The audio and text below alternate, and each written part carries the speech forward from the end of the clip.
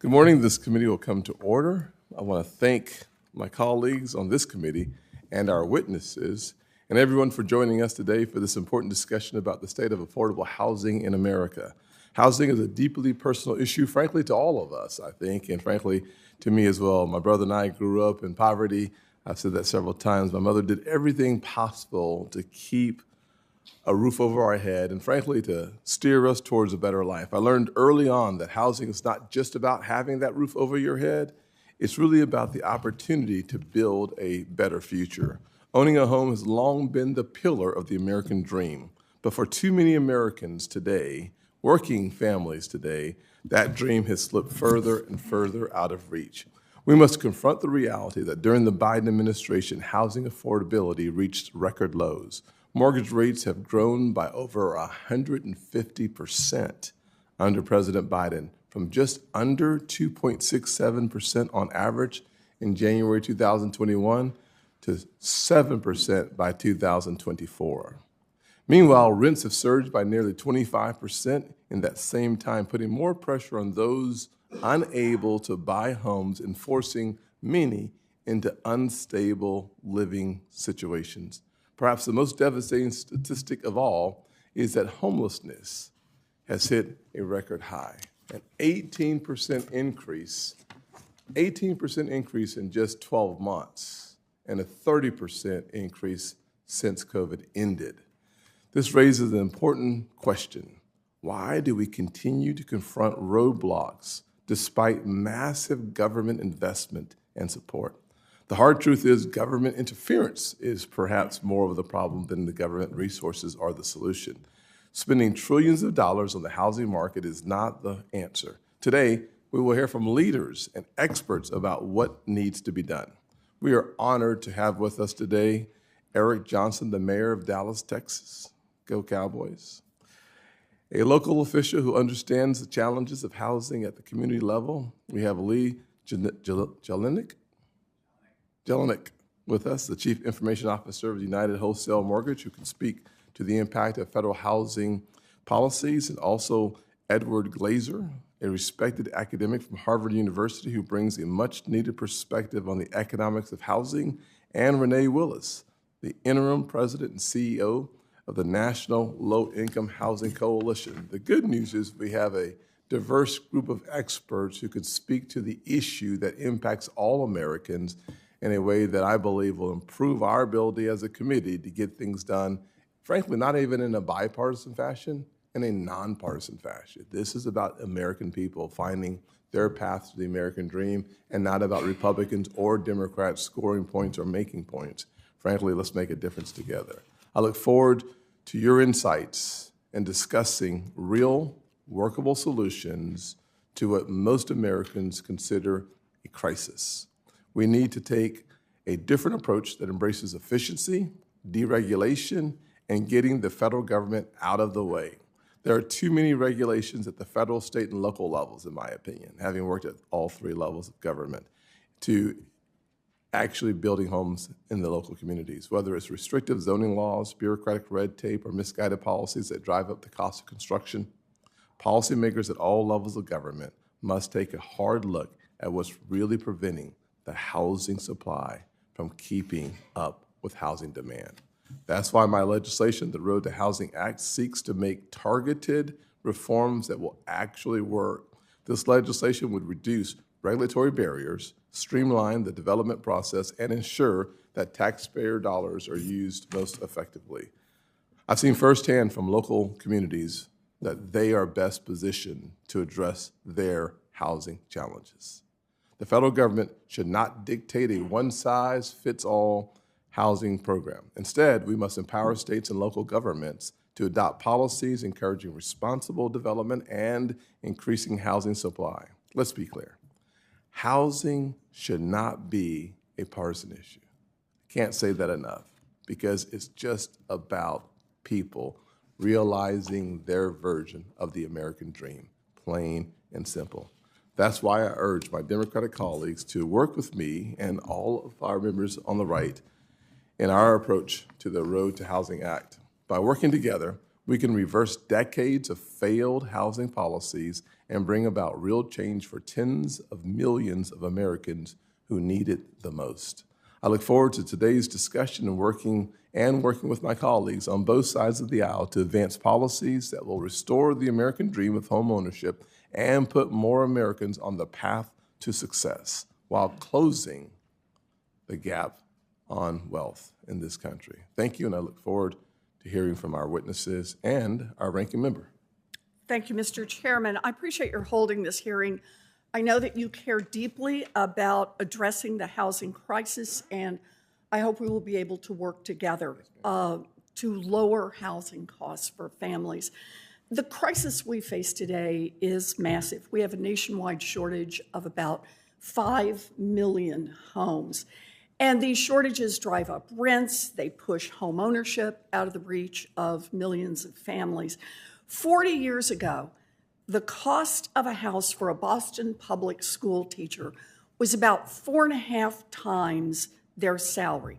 Today, that same Boston public school teacher would need about 11 times their salary to buy a home. Housing feels unaffordable because housing is unaffordable.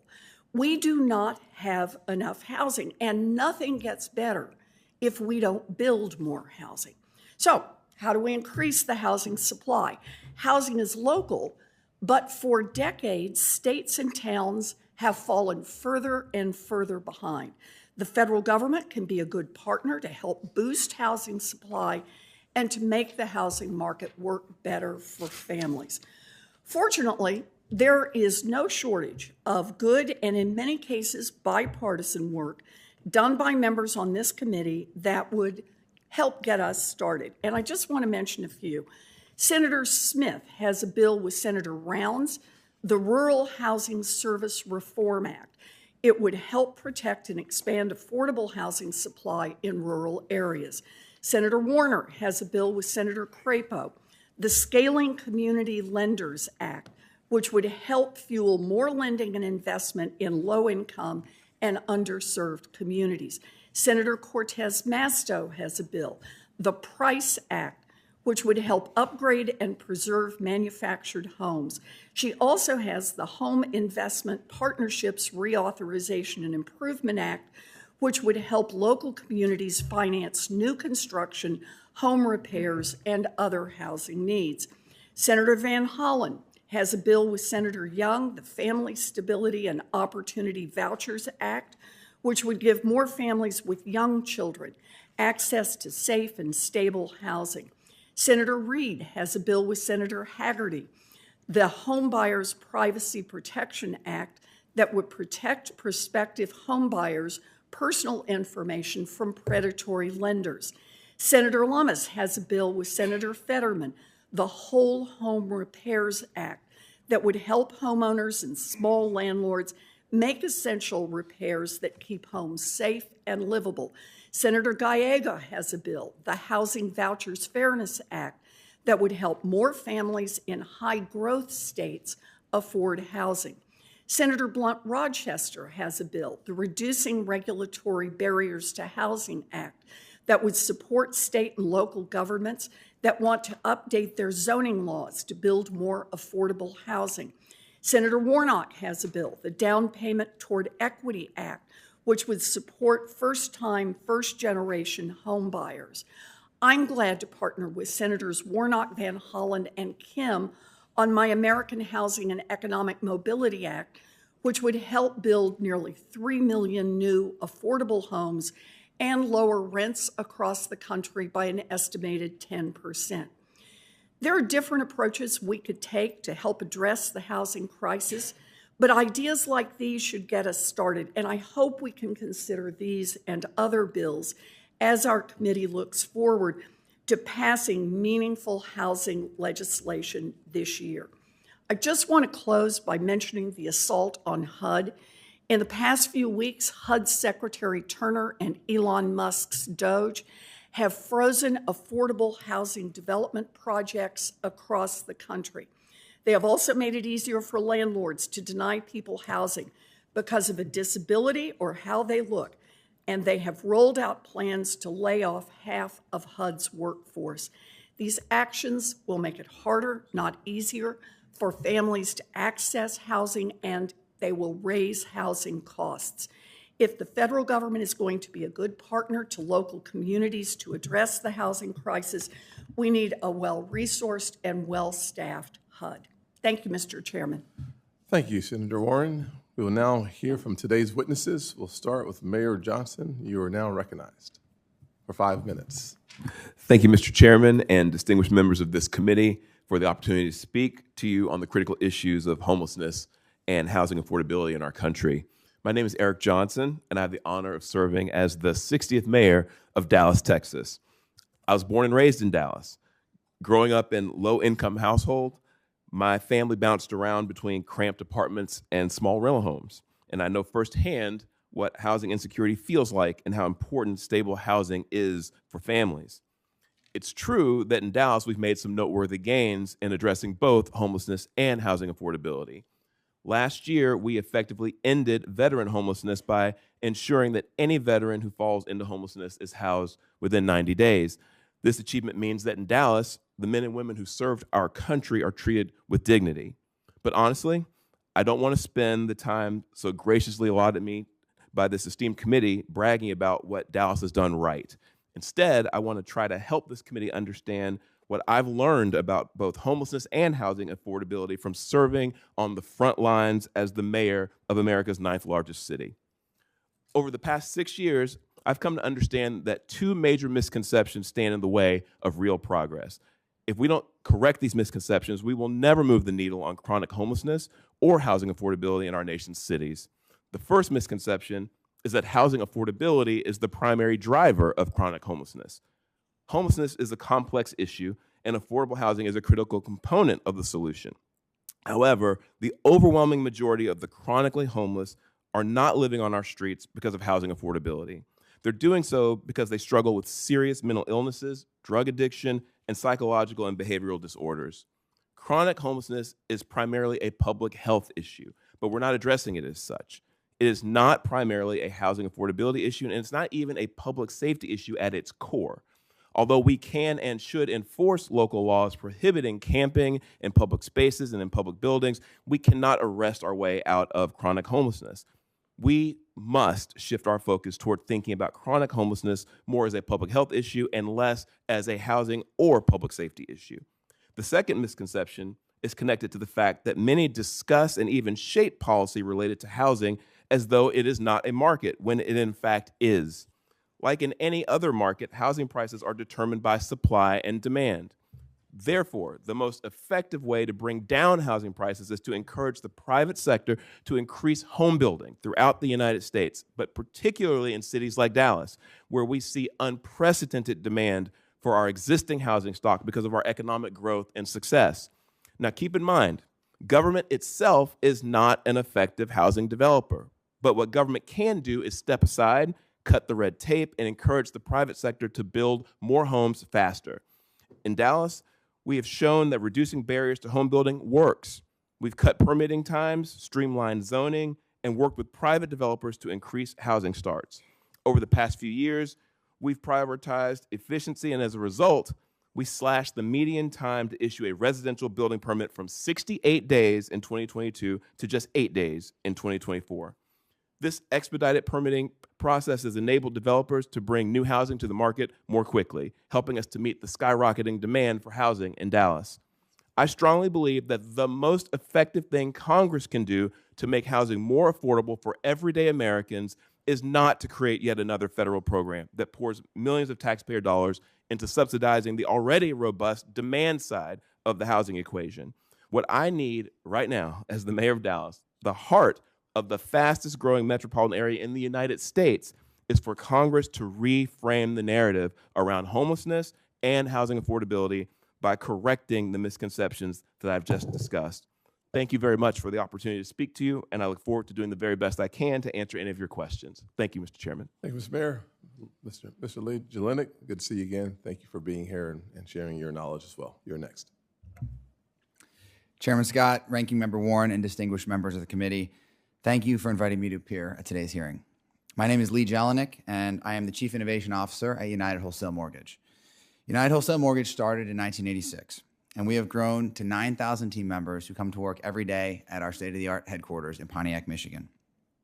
We support over 10,000 independent mortgage brokers across all 50 states.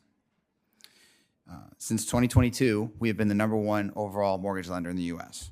We operate exclusively in the wholesale channel, which means we don't lend directly to consumers. We serve mortgage brokers as our clients. To give you a sense of our scale, we funded approximately 1 in 10 mortgages in the United States last year.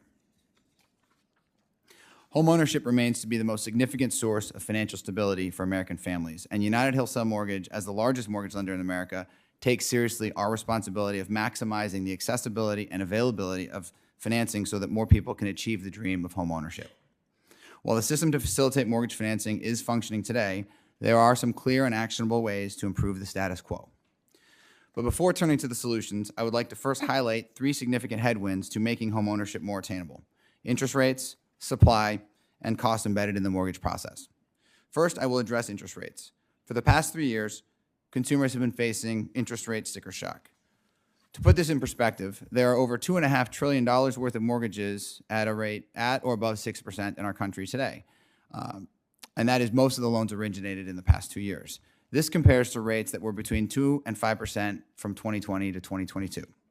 Second, there are simply not enough houses available at any price to keep up with demand.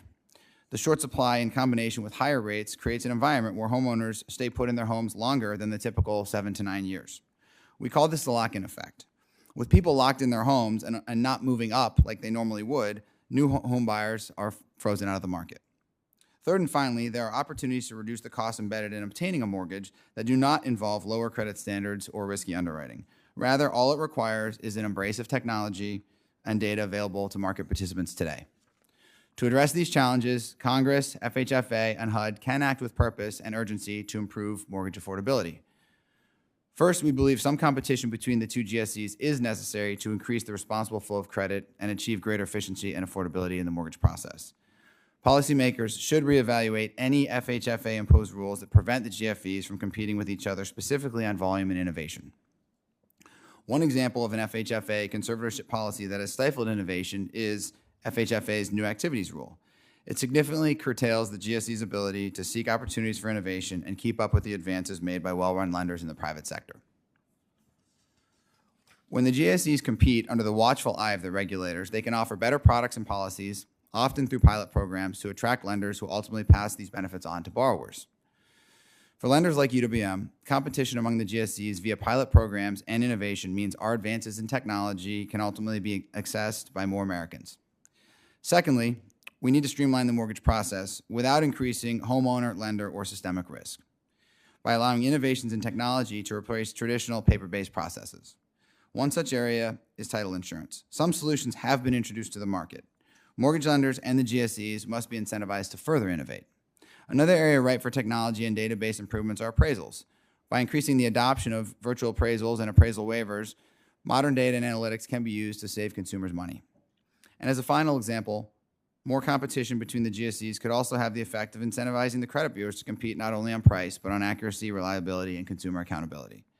In conclusion, Congress should support FHFA in increasing competition by and between Freddie Mac and Fannie Mae, and Congress can also support FHFA and HUD's efforts to reduce consumer costs by harnessing the power of innovation to make homeownership more accessible and affordable to all Americans. Thank you again for the opportunity to testify today. I look forward to answering your questions, and I would like to invite any members of this committee out to our campus in Pontiac, Michigan to talk more about how we can continue to help Americans achieve the dream of homeownership. Thank you, sir, very much. Dr. Glaeser? Thank you, Chairman Scott. Thank you, Ranking Member Warren. Thank you, committee members. I am grateful and honored to have the opportunity to speak to you today. I'm an economist who has spent much of the last quarter century studying what has gone wrong with America's housing markets. Initially, I worried about the high costs and limited supply in coastal America because I watched as the real price of housing in Boston tripled between 1980 and 2006. Until the last decade, the cost of housing in cities like Atlanta, Dallas, and Houston remained affordable, largely because these Sunbelt cities built a lot of homes. But that has changed. Between the end of 2009 and the end of 2024, the real price of housing doubled in Phoenix and rose by 55% in Atlanta. The median new home price is now $635,000 in Miami, $476,000 in Phoenix, and $450,000 in Charleston, South Carolina. The critical fact about America's current housing crisis is that it is driven by a lack of supply of new homes. We live in a land of plenty, and yet we have manufactured a shortage of basic living space. Economists sort out supply and demand by looking at prices and quantities. If prices are up and building is up, then we know demand is to blame. If prices are up and building is down, then it's a supply problem. As the next exhibit shows, home building across the U.S. collapsed after the global financial crisis and has yet to recover. We are producing fewer single-family homes at the start of 2025 than we did at the start of 2021, and 38% less than we did 20 years ago. The next exhibit shows that places in America that are expensive don't build a lot, and places that build a lot aren't expensive. There is demand for homes in California, and there is demand for homes in Texas. Right? But Texas builds much more, and it remains much more affordable. The combination of high prices and limited building means that America has a supply problem, despite the fact that we lack neither land nor construction capacity. The next exhibit uses the Wharton Index of Local Land Use Regulation and shows that prices are much higher in places with more local land use regulation. This is a problem because ordinary Americans have to spend too much on housing. The nationwide ratio of home prices to median income has reached 5.6 in 2022, the highest ratio in recorded history. 39% of spending by renter households goes on housing. 56% of Californians told a recent poll that they'd consider leaving the state because of high housing costs. Our country is also less productive because we build too little in our most productive places. Nobel laureate Ed Prescott and two co-authors find that U.S. labor productivity would be 12.4% higher, and consumption would be 12% higher if all U.S. states moved halfway from their current land use regulation levels to the current Texas level. Throughout our history, Americans have made our country stronger by moving to more productive places. 19th century New Englanders left our rocky soil to find better farms in the Ohio River Valley. 20th century refugees from the Dust Bowl found a brighter future in California. Yet today, we see no migration to more productive places because we don't allow building there and because it is too expensive. The next exhibit shows the relation between the Wharton Land Use Regulation Index and the level of upward mobility experienced by poorer children. The places that provide the brightest economic prospects for poor children make it hardest to build. The federal government has long fought for affordability with demand-side policies, such as the home mortgage interest deduction and housing vouchers. But demand-side policies can be counterproductive when the fundamental problem is restricted supply. If homes were abundantly supplied at $250,000 each, then demand-side subsidies would primarily benefit the households that get those subsidies. But if the number of homes is fixed, then demand-side subsidies just push up prices. If there are 1,000 homes in a neighborhood and there are 1,001 buyers, each willing to pay $500,000 for a home, then providing each of them with a $50,000 tax credit just pushes the price to $550,000. So what could work? We could reconfigure existing supply-side policies, such as the low-income housing tax credit, but there is a lot of work to do. One recent study found that the average cost to build a low-income unit in California was $708,000. A better alternative may be to encourage states and localities to permit more private construction. But here's the rub. America's tradition of federalism is strong, and we should never want Washington to micromanage local zoning codes. An alternative that respects state and local sovereignty is to use existing federal spending to encourage more construction. We could tie a state's eligibility for discretionary federal infrastructure grants to building new housing in its most productive counties. Transportation-related grants are natural because the benefits of transportation spending are tied to the number of people who are able to live nearby. Moreover, our high housing cost problem is closely linked to our high infrastructure cost problem, and so it's natural for transportation and housing committees to work together. We could take the most productive large counties in the U.S. 119 counties collectively produce more than one-half of America's national income, and they're spread throughout our country, from Richland County, South Carolina, to Middlesex County, Massachusetts. We could allocate homes to those counties, and if states have those counties and they build enough, they get priority on grants. If they have those counties and don't build a lot, they don't get priority, and if they don't have any of those counties, it doesn't impact them at all. It's just one idea. My hope is that these incentives will induce states and localities to find their own solutions. We want local creativity, but we also want a nation that makes space for outsiders, and our nation is not currently doing that. I want to end again by thanking the committee for taking up this topic and for giving me the chance to speak. Thank you, Dr. Glaeser. Next, we'll hear from Ms. Willis. Chair Scott, Ranking Member Warren, and members of the Committee on Banking, Housing, and Urban Affairs, it is an honor to testify before you today. The nation is experiencing a pervasive and growing affordable housing crisis, impacting rural, urban, suburban, and tribal communities alike. Most renters, particularly those with the lowest incomes, are struggling to keep a roof over their heads, and a record number of people are experiencing homelessness. The National Low-Income Housing Coalition's latest research, which will be published tomorrow, has found a national shortage of 7.1 million rental homes affordable and available to extremely low-income households. This shortage is a structural feature of our country's housing system, impacting every state and congressional district in the country. Despite the clear, urgent need for additional resources, Congress only provides enough housing assistance to serve 1 in 4 eligible households. Without affordable homes, 3 out of every 4 extremely low-income households spend over half of their income on rent, leaving them without the resources they need to put food on the table or otherwise to make ends meet. These households are often a single missed paycheck or unexpected expense away from facing eviction and, in worst cases, homelessness. To fully address America's affordable housing and homelessness crisis, Congress must bridge the gap between incomes and housing costs through universal rental assistance, build and preserve rental homes affordable to people with the lowest incomes, prevent evictions and homelessness by stabilizing families during a crisis, and strengthen and enforce renter protections to address the power imbalance that tilts heavily in favor of landlords. In 2025, Congress can and should advance bipartisan housing package to help make meaningful strides towards this goal. We urge you to act quickly to enact meaningful solutions despite the challenging political times. As we discuss the importance of housing solutions, I must also address an immediate threat facing HUD, and by extension, the communities and people HUD serves. Elon Musk and the Department of Government Efficiency, DOGE, proposed to fire half of HUD's current workforce. Without adequate staff to administer and oversee these funds, states and communities will face new barriers to accessing the critical federal resources they need to pay the rent, build affordable housing, address homelessness, recover from disasters, revitalize distressed communities, promote homeownership, enforce fair housing laws, and more.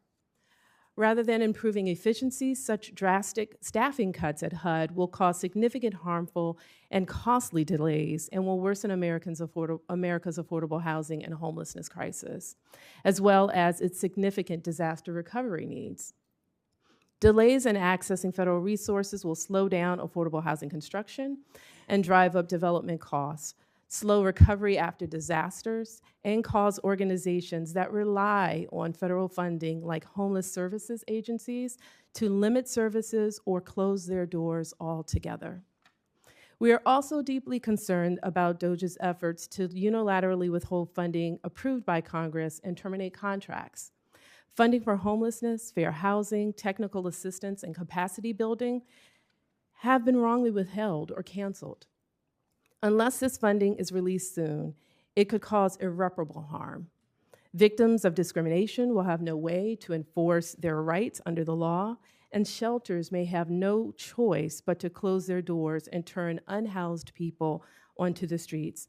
I look forward to opportunities to work together to protect and expand federal housing investments and protect the federal agency staff necessary to administer and oversee these funds to help address the affordable housing needs of communities all across this nation. Thank you. Thank you very much, ma'am. We'll start our questions with Senator Kennedy. I'll defer to Senator Kennedy, and then we'll go to Ranking Member Warren. Senator Kennedy, the floor is yours, sir. Thank you all for being here. Professor Glaeser, you're head of the Department of Economics at Harvard? No longer. But you've taught there since 1992. Correct. I think you need to turn your microphone on. Oh, sure. Thank you. You did your PhD work at Chicago? That's correct, sir. Great school. You publish about 5 articles a year? I don't know. I've published a few. I'm I appreciate your testimony because you not only talked about the problem, but you talked about possible solutions. No disrespect to anybody, but you know, revamping our appraisal process or title insurance or talking about power imbalances is not going to get homes built, not in a free enterprise country. Our problem is supply, isn't it? Yes, sir. And the main reason we have a problem with supply is because of land use regulation, isn't it? I've been saying that for 25 years, Senator. Yes, I agree with that very strongly. And land use, zoning, some would call it, is within the job description of, to some extent, state, but mostly local government. Is that right? That's correct, sir. And Congress has a history, it seems to me, you can disagree, certainly, if you do, of just throwing money at the problem and trying to tell local government how to get more houses built. And local government takes the money and pushes back because politicians at the local level, they like to eat and live indoors too, and they like to get reelected, and they don't want to make anybody upset by changing land use regulation in a way to encourage more housing. Would that be a fair assessment? My words, though, not yours. I will not disagree with any of those words, Senator. Okay. There's a plan that's been talked about in Canada. And what the Canadians have, they're talking about it. It hasn't been implemented, but the proponent of the plan, I've talked with Senator Warren about this, has said, look, we need to incent local government to increase housing starts, but we need to use a carrot and a stick. What if America had a law, Congress passed a statute that said, look, we don't care how you do it, states, but you need to increase your housing starts by 3, 4, 5% a year. Do it however you want to do it. If you do that, we will give you extra federal money. If you don't do that, we will take federal money away from you until you start doing it. Would that work? If you're willing to champion such legislation, Senator, I'm willing to be behind you. I think there are challenges with that in the U.S. The difficulties of taking away spending that was already expected may be particularly hard. It may be easier to do with discretionary grants than with spending that's targeted. I also think it needs to be targeted not to the state's level of production, but to production in the most productive parts of the state. Right? We don't want California to meet its requirements by building in areas that are very far away from Los Angeles or San Francisco, and and so forth. But I think basically something that creates carrots and ideally sticks as well, that tries to encourage states to do the right thing. And from my perspective, the battleground of affordable housing is in places like the California state legislature. And I would love those legislators who want to do the right thing, who want to make California a state for outsiders, to be able to say, look, the federal government is pushing us in this direction too. Can we just not lose our spending for X? Can we do this? And I think that would be very powerful in the hands of the state Who would be best to decide the most productive areas to incent housing? I would use Bureau of Economic Analysis numbers of output per capita. I don't think it's but this can be debated.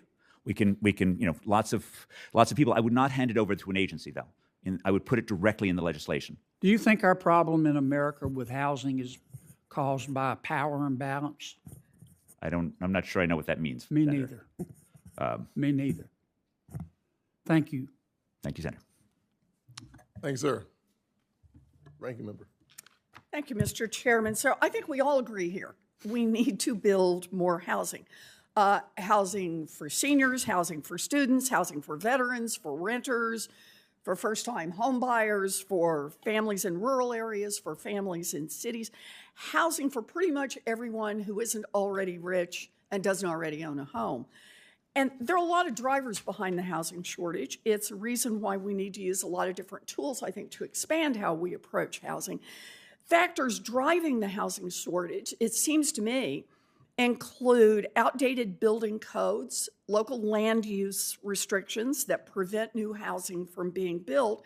For example, according to one estimate, it's illegal to build apartments, townhomes, or anything but single-family detached homes on 3/4 of the residential land in cities and suburbs across America. So, Dr. Glaeser, just help us understand at a little bit more granular level.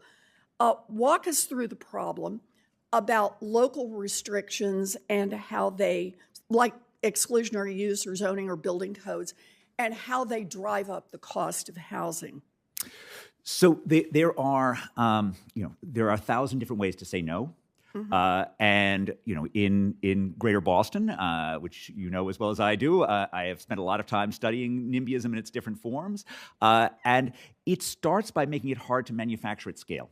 So it starts by requiring that you get sort of these tiny projects instead of the large-scale building that builders like the Levitts were doing after World War II, when you really had mass production of ordinary homes that sort of made things affordable.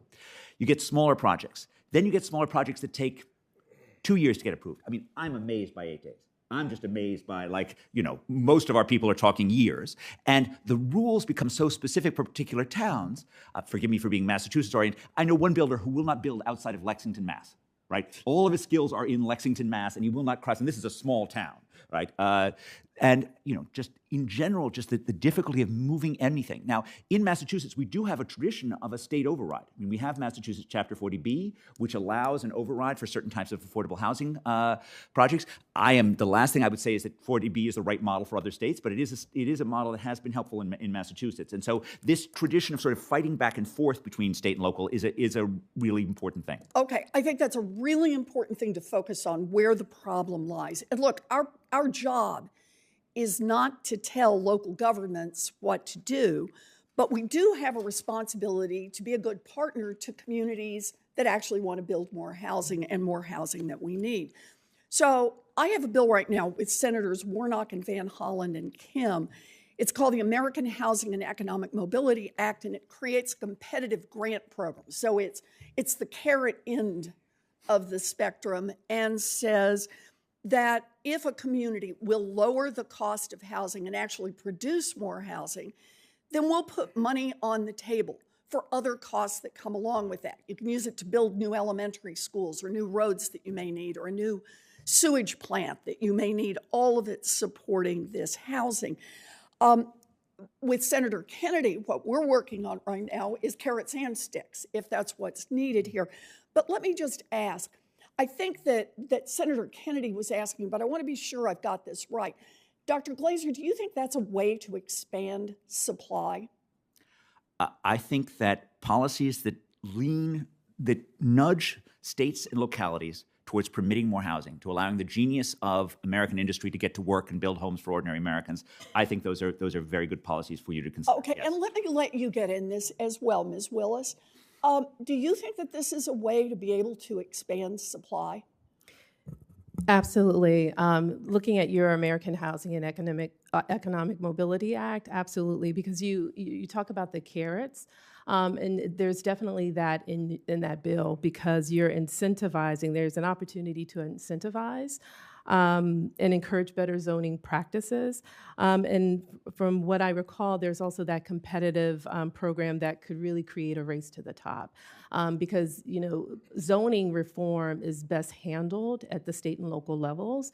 But I think in your bill, there is that incentive, that carrot that you speak of, to incentivize innovation at the local and state levels. And Mr. Jelenic, I'm running out of time, but can I just ask you, you're an expert in this area. Is this something that likely could help us produce more supply? Ranking Member Warren, thank you. I mean, we are focused mostly on the mortgage process. I understand. But yes, I mean, there clearly is a supply issue in the country right now. Good. I just want to say this is not about the federal government imposing a one-size-fits-all, and that housing in Louisiana has to look like housing in Massachusetts or be built in the same ways. But it really is an incentive to get local governments to solve the problem they face, because let's face it, They've had 40 years, and the problem has just gotten worse and worse and worse. So thank you, Mr. Chairman.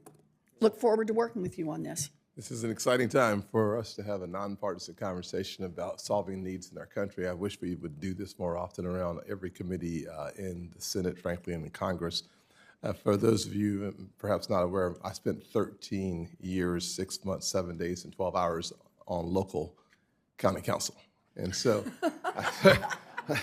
But who's counting? exactly, I was not excited to leave at all. I really enjoyed my time there, but I'll say without question that the issue of housing is very much a local issue.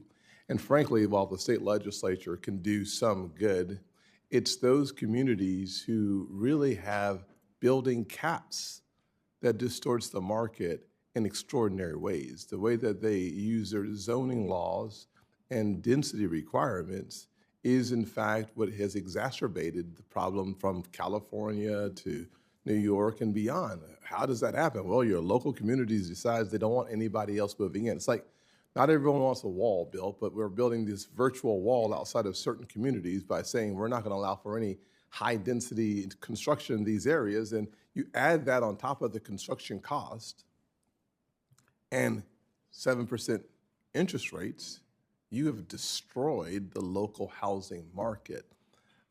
Mayor, you've done a fabulous job in Texas, from crime to improving safety to focusing on homelessness and reducing the amount of time it takes to get things done on every topic, it seems like, frankly. And I really appreciate your service to your community in many ways, to Texas and beyond.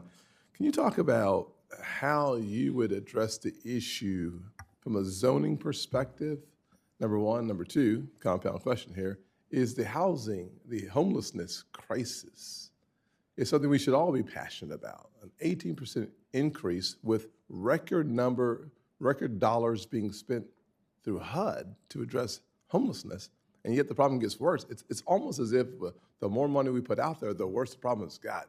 I'm sure someone will rebuke me for that statement, but the truth of the matter is we seem to be dealing with something more complicated than here's a couple more dollars, let's solve the problem. Well, I appreciate the question, and I'll do my best to tell you, in all cases, my perspective as the leader of a city on the policy side and the political side, as opposed to the bureaucratic side. But we're talking about something that's largely a bureaucratic issue, and so there's just a lot of the issues related to, specifically asked about zoning. I would also throw in with that permitting. This is process. This is about process, and this is about, in many cases, local governments not being sufficiently focused or perhaps incentivized to focus on their process and making it easier to do business with the city. Frankly, there are entities that exist in the world, in the United States in particular, that know how to build houses, know where houses need to be built, and can do so profitably, but are being hamstrung by local governments and how difficult it can be to navigate their process and how long it can take to bring a project to fruition. So we've had success, but it's not for no reason.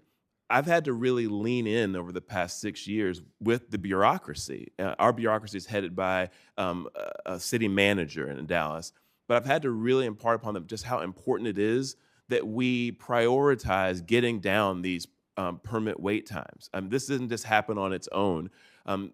Departments had to be consolidated, staff had to be moved around, things had to be done. You had to reconfigure, how we went about serving the developer community, having meetings with folks about their projects, and just we had to be very creative about how we got projects done more quickly. And so that takes a concerted effort, and that's a process thing.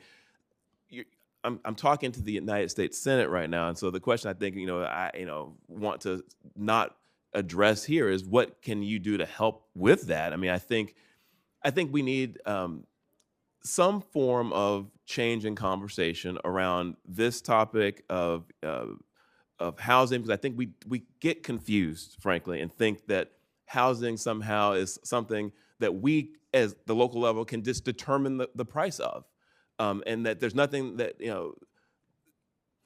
housing is like everything else. Supply and demand determines the price of it, but we don't act that way. And I think we could use some help with changing that narrative around that. As far as homelessness is concerned, I would say similarly, we have a narrative problem. In a lot of ways, I've had to push back on the idea that the folks that you see sleeping on our streets are there because of the high median housing price in Dallas. And it's really not about that. The unhoused that you see on our streets are there for other reasons that I outlined before. So I think in addition to thinking about carrots and sticks and the things that Congress can do financially, we could use some help with changing the narrative around these topics to understand what the real root causes are. Extending myself to 54 seconds you did not use in your opening statement. I'm going to continue for a question with Dr. Glaeser. To me, the housing issue we have of affordability is, in fact, the more you suppress housing construction because of your zoning laws, the higher your prices are going to go in the communities. You're talking about a manufactured crisis. Please continue. Well, I agree with that pretty strongly, Senator.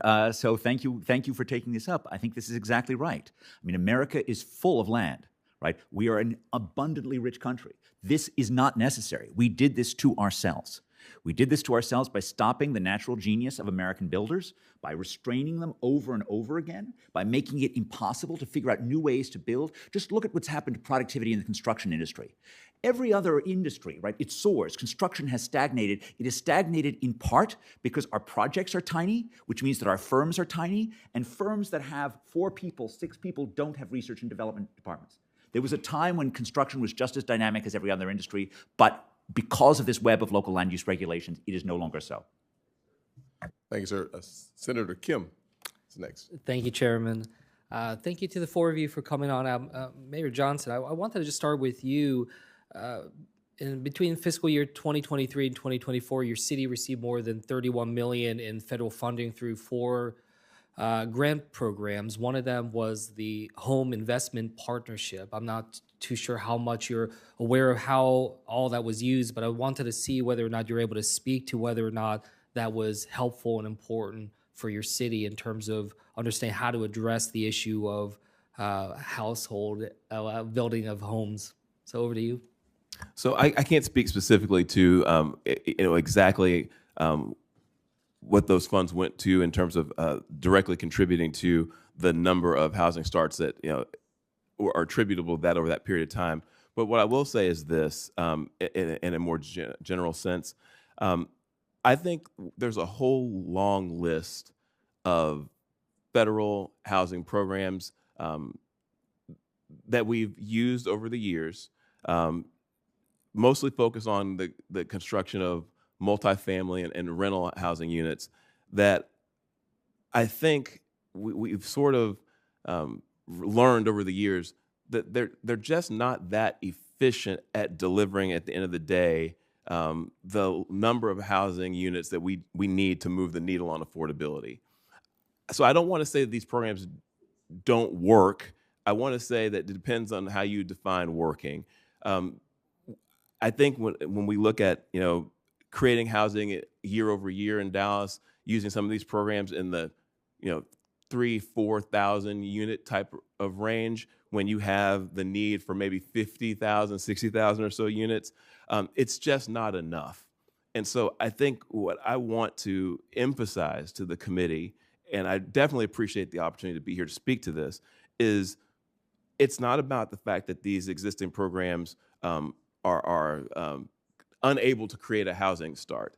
It's about the fact that they will never be as effective at creating the housing at scale that we need to actually move affordability in the right direction, but then actually impacting the supply side. I agree with you, and I think there's unanimity here in this room that we need to make sure that we're sending those signals and trying to address the supply side. I guess what I'm trying to think through is how do we make sure that as we spur building and development that we're spurring diversity of types of homes that are being built, because we struggle with that here in New Jersey, my home state, where a lot of the incentives for building is to build very large houses and very expensive condos, and not as much on the affordability side. So I was just trying to get a sense from you, like, what are the tools that help can make sure that affordable homes are being built, not just some of the most expensive stock.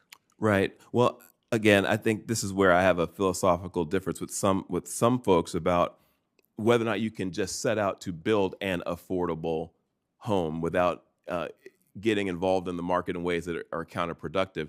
I do think that the affordability of homes is related to the supply and demand issue. And what I would say in a city like Dallas, which is almost 400 square miles, which has some more vacant land in it to build on than most American cities have available to it, is that we are not utilizing to the full extent that we can just building. I'd say let's start with single family.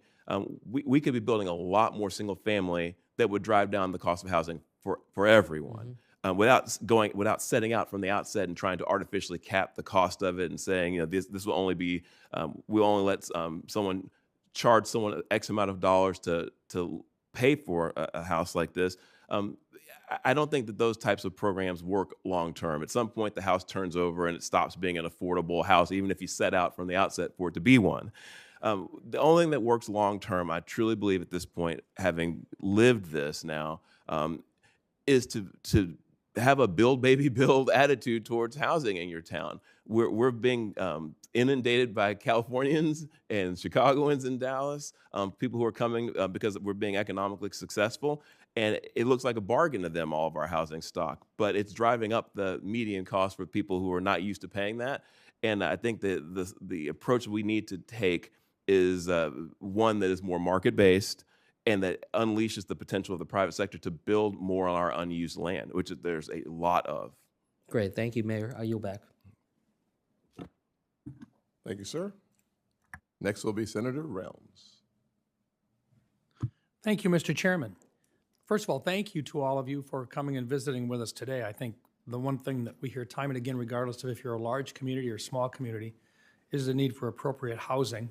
And in many cases, it can take a different form or a different priority, regardless, depending upon whether you're in a small community or a large community.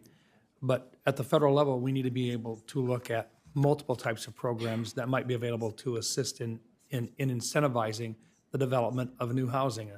Housing eventually wears out, and you've got to be looking towards the future. I'd like to begin with Ms. Willis. First of all, thank you for the work to help the people with the lowest incomes have the opportunity for quality and affordable homes in our communities. The last several years, I've focused on bipartisan housing work addressing a range of topics, including the streamlining of the environmental review process, modifying homelessness prevention programs, and increase access to affordable housing in rural areas. For the past two Congresses, Senator Smith and I have introduced the Rural Housing Service Reform Act to preserve affordable housing units in rural communities across the country and make much-needed updates to the USDA's Rural Housing Service. My question for you is that with your work with the National Low-Income Housing Coalition, how could legislation like the Rural Housing Service Reform Act make a difference in rural communities and their ability to finance affordable housing? Thank you for the question, Senator. It is extremely important to ensure that we have affordable housing in rural communities. We talked a bit today about suburban and urban communities and tribal communities as well, but it is important to make sure that we focus on urban communities. We know that some of the challenges that are faced in rural communities are severe in terms of the building of affordable housing. Sometimes it's much harder to build in rural communities. Sometimes the wages are for the people in rural communities are lower. And what we have is really, when we talk about an affordable housing crisis, in nationwide, 1 out of 4 people who are eligible for affordable housing get affordable housing or rental assistance of some kind. Another way of saying that is 3 out of 4 don't. And so I think in terms of, if we're looking at the demand side, really it's making sure that the federal government invests and have resources for communities, including rural communities, to make sure that they also have that the housing, that it's deeply targeted. And so if we're talking about building affordable housing, we're talking about ensuring that if a builder is building in a rural community, that they're using USDA funds or they're using low-income housing tax credits, but maybe even pairing that with home dollars or with the housing trust fund dollars. I think some rural housing, it's different in some cases than some of the urban housing challenges, but once again, you have fewer contractors, and the contractors that are there may build fewer homes as well in those rural areas.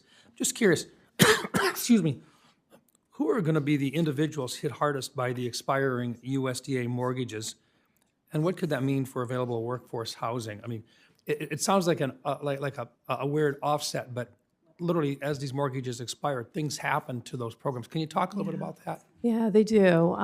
And so what's happening is that as the USDA mortgages are expiring, also a lot of times they're paired with subsidies. So we want to make sure that the families and individuals who are living in the homes or where the mortgages are expiring, that they can continue to use those subsidies. So it's really kind of decoupling. It's a fix that needs to be done. That's right, absolutely, to ensure that people can stay housed because it's important. These are mortgages after 20, 30 years where we want to be able to keep them in the housing stock because if not, landlords can raise the rents, can take them out of the stock, can do all sorts of things, right? Thank you. Absolutely. Thank you. Dr. Glaeser, just a real quick thought. CDBGs are really important, and we use that in a lot of cases to determine infrastructure opportunities in small and rural communities. One challenge, though, is that in order to do a lot of those types of things, you've got to be able to identify the environmental review processes, but also the Davis-Bacon prevailing wage requirements. If I remember correctly, utilizing a $2,000 CDBG in a local community in a project that would require following Davis-Bacon requirements. That includes prevailing wage compliance, weekly certified payroll reporting, on-site labor interviews, contractor documentation, and administrative oversight. I guess my question very quickly is wouldn't it cost more than $2,000 in administrative costs just to complete the Davis-Bacon reporting alone? You want? Yeah. That certainly sounds like a lot of work, Senator. And I think while most of the regulations that we're talking about are local, I am certainly on board for a reducing the federal regulatory burden as well agenda. Thank you. Thank you, Mr. Chairman. Thank you, Senator Rounds. Senator Smith. Thank you, Mr. Chair and Ranking Member, and thanks to all of our panelists today. Let me just start by saying I appreciate the line of questioning that my friend and colleague, Senator Rounds from South Dakota, was just offering on our bill. Mr. Chair, I would say that I heard you say earlier that housing should be a nonpartisan issue, and I appreciate that. And I think that the bill that Senator Rounds and I have been working on with regard to rural housing actually completely fits that mold. It is not a bill. It is not a bill that is pushing any partisan interest. It is a bill that is really focused on protecting and preserving affordable housing that without which in rural communities people are literally not going to have a place to live. So I'm going to just follow up a bit on my colleague Senator Rounds' questions, Ms. Willis, if I could. And forgive me if I'm repeating because I was in transit as he was asking his questions, but who are the folks that are living in these rural housing service homes? Like who are we making sure have a roof over their heads and a safe place to call home with this program? Yes, absolutely. Thank you, Senator. So we're talking about individuals and families who earn 30% AMI or less, or at the poverty line. So that's who we're talking about. And these are people who need stable, affordable homes. So some of them are working families. Very much so. Many of them are already working. They're just working in low-wage jobs, Absolutely. Or they might be elders, right? Absolutely, and that's what we're seeing. A lot of the people that we're talking about are people in the workforce, as you mentioned, with low-paying jobs. We're also talking, and this is maybe a third, when we're talking about ELI, extremely low-income individuals. individuals. We're talking about, again, 30% or less AMI. We're talking about 30% of them, or 1/3, I should say, who are in the workforce, and maybe another third are our seniors, and another third students or maybe people with disabilities, and also single caregivers. Caregivers, as right. well. Right, thank you. I think that that's important because a lot of times we don't really think about who exactly we are making sure have a safe place to call home with these, with this effort. And could you just comment briefly on how important it is to, and we talk about adding affordable places for people to live, a housing supply problem, but I think we don't talk often enough about how we need to preserve the housing that we have so that it doesn't go away, exacerbating the challenges that we have. Right, that's right. And that would certainly exacerbate the challenge because, again, in terms of with these we're talking about rural communities and these expiring USDA mortgages. We want to be able to keep a housing stock affordable to people with the lowest incomes. And I know that your bill, the Rural Housing Services Reform Act, it really allows households to continue to receive rental assistance, Right. even when those property mortgages mature. And so that's important. And so that's about the preservation of housing. And so that's why a bill like the Rural Housing Service Reform Act is critical to these communities. Thank you. I appreciate that. Dr. Glaeser, I wanted to talk with you a bit about the challenges that we have in helping to increase the supply of housing. I actually think this is another place where Democrats and Republicans agree that I think Ranking Member Warren made this point in her opening comments that if you have an imbalance between demand and supply, prices are going to go up, and that's going to create the problems that we have here. And I'm very proud that my hometown of Minneapolis has tackled some of the zoning reforms that are necessary to make it easier to build housing, all different kinds of housing to address the challenges that we have. So could you just talk a little bit about how you see this, how you see this issue and what we should be paying attention to, and maybe just a bit on how we can innovate in the way that we build housing? Thank you, Senator. That's a great question. And I think I want to use this opportunity to say a word for modular housing. Yes. In fact, we have modular housing has lots of capacity to be attractive. It can be differentiated. We can do lots of great things with it, and we can do it cheaply. Economists since Adam Smith have known that mass production is a critical path towards affordability. And yet we make it extraordinarily difficult to produce mass-produced housing, both because of local zoning rules and because of HUD regulations. Both of them are at play. The chairman of the Illinois Housing Authority is working to make sure that public housing in the city of Chicago is actually built using modular housing, which I think is an exciting move. Yeah. I would love to see a state that decided to champion, statewide zoning. So if you have 1,000 square foot hut, you can put the following 4 models of modular housing down. I would love to see something that sort of enabled scale economies yet again in housing. And getting back to Senator Kim's question earlier about housing for poor people, modular housing provides an amazingly good way of providing starter homes and sort of easy to buy things for people who are not of extravagant means. Our public housing authority in Minneapolis has been using modular housing to build scattered site housing in neighborhoods, thanks to the new zoning laws that we have that are less expensive, they're high quality, and the construction can be completed in roughly 75% of the time, which also then helps to reduce costs. Absolutely. Thank you. On behalf of the chairman, Senator Ricketts. Thank you, and I want to thank Chairman Scott and Ranking Member Warren for having this important hearing today, because as I think we all recognize, the housing shortage in our country is something that is creating problems in all of our communities across the state, across this country. And in my state of Nebraska, that's certainly one of the things. We talked a lot about rural housing, and that's one of the things that we worked on when I was governor of Nebraska and had success in coming up with programs to be able to do it. And certainly we heard the stories, and maybe some of you have heard it in your states, and Senator Rounds in South Dakota, where we'll have somebody in a small town be offered a job to move to that small town, and they come and can't find a house that's suitable, and so they turn the job offer down, and that is a big hamper to our rural communities growing. So being able to cut through the red tape, come up with some of the solutions is one of the things that I think is important for us to take a look at. In Nebraska, we created a rural workforce housing bill, which provides $7 million to start with, that was available for communities to apply for this grant.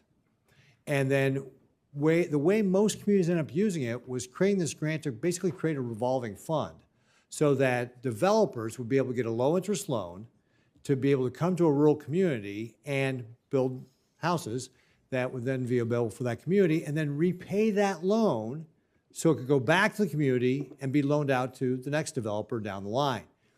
And as I said, this was tremendously successful. And to your point, Dr. Glaeser, one of the things that it's allowed, for example, is developers in our, can make more money maybe in our bigger cities, but wouldn't want to come to a community because it was too expensive. They would actually be able to find it would be economically viable and build, say, 12 homes at once to be able to get more toward that mass scale and be able to bring down the cost of the home. So for example, in Central City, a developer was able to build a 3-bedroom, 2-bath house, 1,380 square feet, on the market right now for $209,000. So very affordable to be able to get people into those homes so that people could take the jobs in our rural communities. I just talked to the mayor of Ralston, Nebraska. They're using our middle income housing fund, which we developed as a follow-on, to be able to build a 120-unit apartment complex. So same kind of idea though, grant programs, refundable, revolving funds essentially. Now, we also used ARPA dollars to be able to help do this, but the ARPA dollars had to be one-time used. And so the problem with the federal dollars is they were too restrictive. And so we couldn't use them in the same way, so it's a one-time shot, which was nice, but it's not creating long-lasting value. Anyway, Dr. Glaeser, I wanted to talk to you a little bit about some of your research on some of the things because we're talking about creating more supply. First of all, University of Chicago, great school. I'm an alum, so great job getting your PhD there. You talked about the zoning and how that is impacting the cost because we're restricting what the land use can be for. And studies have shown up to 24% of the cost of a new home could be that zoning requirement. What about some of the other things? The ranking member mentioned, for example, building permits. Or what about just the availability of finding people who can do the job in the first place? Shortage of people in the trades. Have you done any research or seen any research that talks about those sorts of problems and what we might be able to do to address them? Microphone. That great question.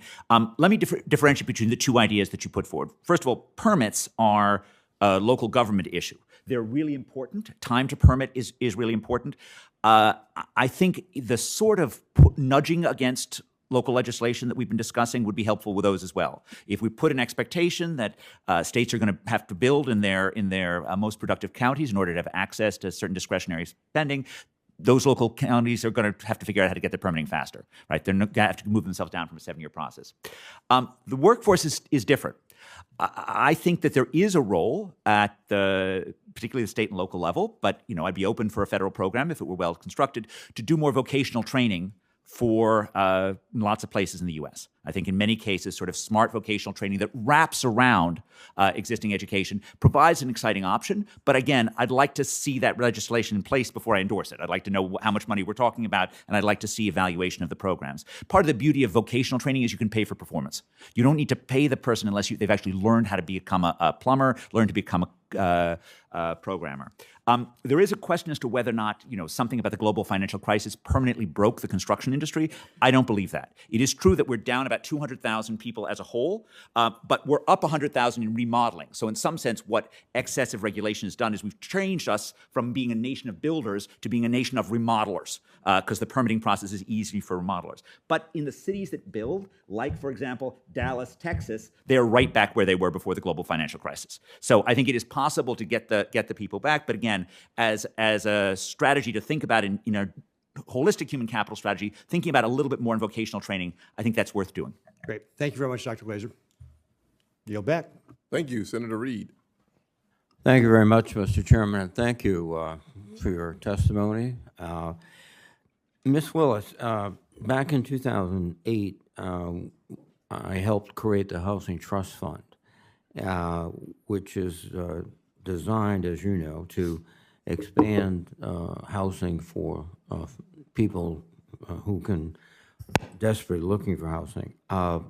do you think today the Housing Trust Fund is necessary, and how does it help low-income Americans? Thank you for the question, and also thank you for your leadership in creating the National Housing Trust Fund. The National Housing Trust Fund it's incredibly important because it's one of the only federal investments that goes deep in terms of its target to target extremely low-income households. So again, that's households that are at 30% AMI or poverty line. And so it's extremely important because without that, it's very difficult, can be very difficult to create affordable housing for that population. But the Housing Trust Fund targets deeply. And so affordable housing providers and developers are able to build affordable housing using those funds that go to their states. So it's critically important to have that level of deepness, if you will, to really target the households that really need it.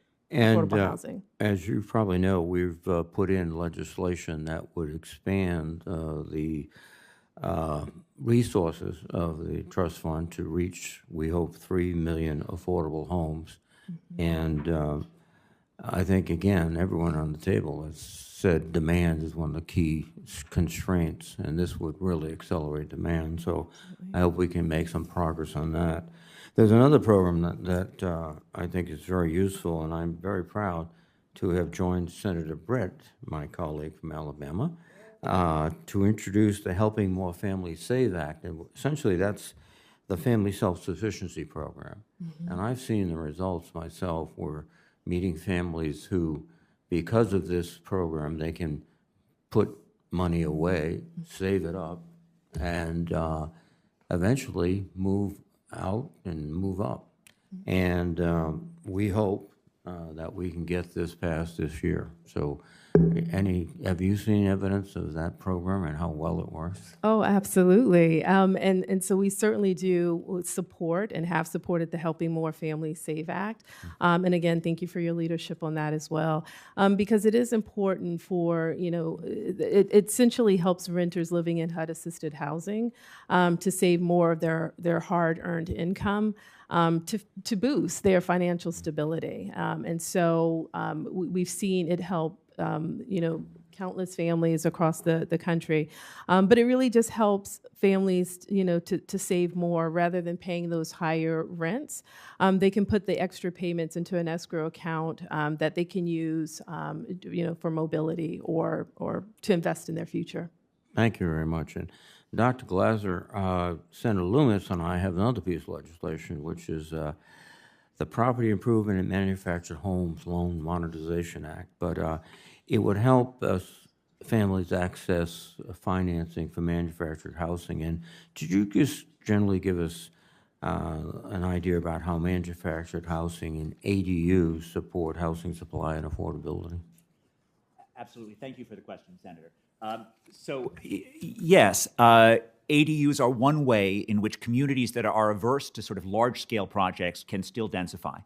Mm-hmm. And if you asked me, I tend to wish that we do more than just add ADUs, but ADUs are a potential aid, and manufactured housing is just a really inexpensive way to add an ADU to your property. And so I think policies that lean in again towards modular, towards manufactured housing are helpful on this, precisely because ADUs are the one policy that can get through in some of our most hostile environments. Thank you very much, Doctor. Thank you all very much. Thank you, Mr. Chairman.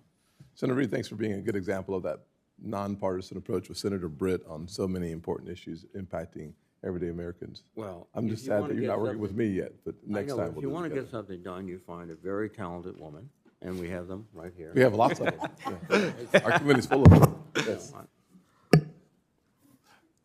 Senator Britt. I am really appreciative to Senator Reid for his willingness to tackle these tough issues and do it in a bipartisan way that we can actually achieve results for the American people. So thank you, Senator Reid, for your leadership. Thank you all for being here. This is certainly an important topic. I am particularly looking forward to hearing more about this as the chair of the Housing Subcommittee. You know, when I tackled this issue first off getting here, it's clearly an issue of supply and demand. It's also has, it encumbers a lot more than that. You know, when we started looking at regulations, knowing that about 24 or 25% of a new home cost is directly attributed to regulation, you think what is necessary and what is overburdensome. When you find out that, you know, Americans are no longer buying their first home, that piece of the American dream, in their late 20s, but rather in their late 30s, early 40s, if then can they achieve that? How do we make this more obtainable for every American? There's a number of approaches. Senator Reid mentioned the one that we had, of government assistance programs that will help people actually achieve upward mobility, that will help them stand on their own 2 feet and be able to live their version of the American dream, which is so critically important. But there are other things that we've been doing that we feel like can kind of claw back on some of this stuff. You know, environmental regulations under NEPA have directly stifled housing supply. When we look at Alabama, we have a great example. I loved hearing what Senator Ricketts was saying of things that they were doing in Nebraska. In Alabama, we have a great example through our fortified roof program. It incentivizes strong home building, and it's able to do that, you know, encouraging people to build homes that will withstand storms, obviously without exposing or imposing excessive environmental standards in the process. It has been a win-win and has been wildly successful. So there's certainly a way to do both, and there's a balance that needs to be achieved. Mr. Glaeser, can you speak to the impact of erroneous environmental and land use regulations and the ability to build homes to meet those demands? Thank you, Senator, and thank you for your leadership on this topic. It is an odd irony that often environmental regulations are counterproductive environmentally. So about 15 years ago, I wrote a paper with California environmental economist Matthew Kahn, currently at the University of Southern California, which tried to measure the carbon emissions associated with building in different parts of the country. We did this whole normalizing for family size, normalizing for income. We found, unsurprisingly, that by far the lowest carbon emission parts of the country, naturally, were coastal California. Nothing to do with the regulation. It's the weather, just to be entirely clear. It's Januaries that don't require you to heat like crazy, and it's Julys that don't require you to air condition, okay? If you cared about reducing America's carbon emissions, you should then be saying, let's build on the California, in San Francisco Bay. Let's add in as much housing as we possibly can. And yet California housing, partially because of the famous Friends of Mammoth case, which requires a significant environmental review locally for any California project, right? They face the most onerous environmental regulations possible. And the effect of that is moving building from places where it is good for the environment to being places where it is less good to the environment. And you see that happen over and over again. And partially it's a mistake that regulators make, that they think they're actually stopping the building. But it doesn't stop the building. It just moves it someplace else, and it moves it to a place that is worse for the environment. No, I appreciate that. And I have a couple more follow-up Great, questions on that. absolutely. I would love to submit for the record for you if that's okay, because I want to dig down on that. I am short on time. Mayor Johnson, I heard you say to Chair Scott, talked about a little bit of the local challenges that are occur. I am a big believer that the best thing that the federal government can do in most situations is just get out of the way. As the daughter of 2 small business owners, I saw that firsthand. I think local leaders know best, their boots on the ground, and local solutions work best for the people they serve. Can you talk briefly about how we are ensuring, how we enable and equip our state and local leaders to meet the unique challenges that their communities face, or what we can do better in that regard? I appreciate that question, Senator, and I will tell you, it's interesting. We look to Washington for a couple things at the local level. One, you all figured out, it's money, right? We always are looking for money from Washington. But the other thing is leadership and thought leadership. And sometimes, being so close to the people, it's good. You know exactly what's going on, but it can be noisy. Sometimes the folks who are a little further away can look at a problem and see it nationally. And if you don't look at this housing issue nationally, you won't understand what's really going on.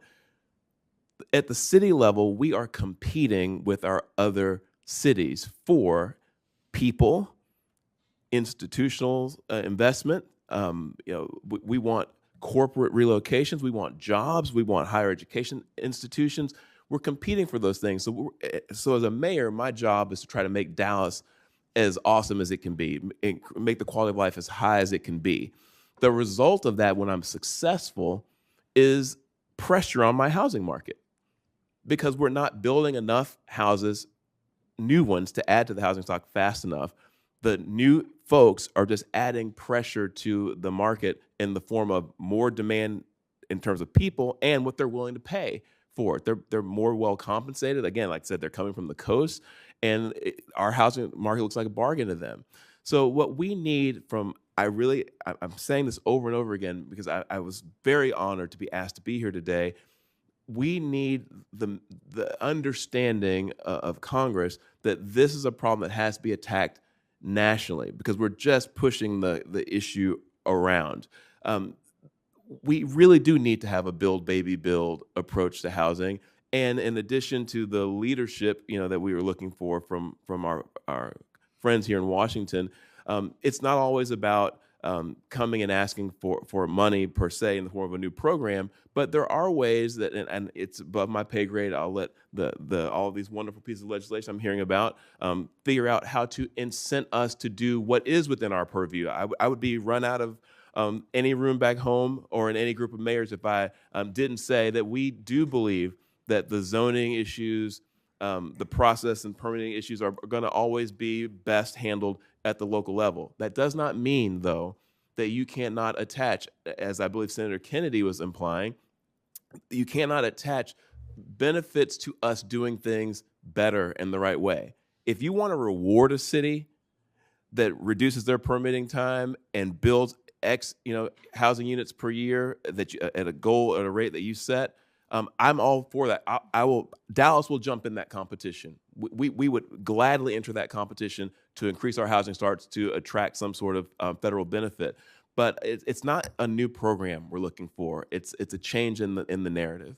Absolutely. Well, Mr. Chair, thank you. I have a question for Mr. Jelenic, and I will submit that for the record. I've run out of time. Thank you. Thank you. Senator Warner. Well, thank you, Mr. Chairman. Thank you for holding this hearing, and to the panel and the mayor. I'm going to incorporate by reference what everybody has said about housing shortage and all the things we need to do. I want to quickly go through, so I can get to questions, my litany of some of the tools, Mr. Mayor, that I think, and almost all of these are bipartisan. New market tax credit extension with Senator Daines, Neighborhood Home Investment Act. This is the fill-in opportunity from the Dallases to almost every community. We've got to make sure that if there's aging properties, they can be filled in at a cost-effective basis. Historic tax credit in terms of rural applications, and the traditional tax credit as well. And I know CDFI tax credit, and I'm going to come to that with Ms. Willis in a moment. I also want to advertise for particularly my Republican colleagues something we put together last year called the LIFT Act, which would be focused on first-generation, first-time home buyers, which by definition ends up being two-thirds people of color. And the subsidy comes in the form, and I'm going to come to you, Mr. Glaeser, on this one, that says, in addition to some of the other tools, if you qualify, you would get you'd pay a 30-year rate, but you get a 20-year mortgage. So you double the amount of equity you get in the first 10 years. And I think the ranking member's already mentioned this. Something I've been doing on CDFIs about trying to make sure we get a secondary market. So why don't I start, Mr. Glaeser, with you on, on LIFT.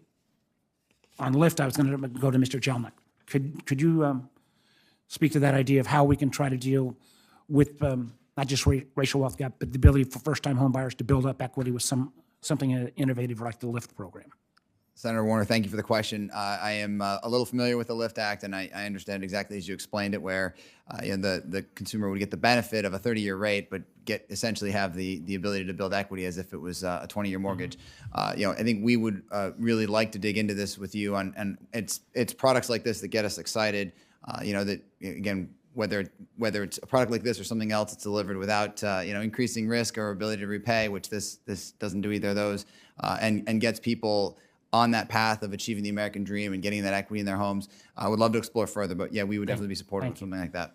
And I will go to Mr. Glaeser, which is I think, again, lots of people have talked about the need to have more incentives for localities to improve their zoning tools. I've got two notional ideas, and I do think potentially the CDBG grants having a carrot to maybe even increase those if you would limit your zoning requirements. One is commercial to residential. There's not a community in America that doesn't have an aging strip mall of one form or another. I don't think they're ever going to come back. You've already got infrastructure built in.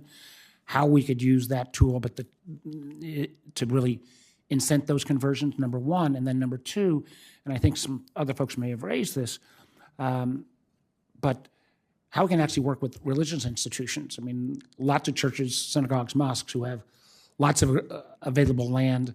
I've got in Northern Virginia a church that's been trying for 5 years to put a multifamily unit, and it would not disrupt the neighborhood, but it's 5 years is way too long, and they've not moved a shovel of dirt. So can you talk about, beyond CDBG, what other tools we might use to try to give incentives to localities to change their zoning restrictions?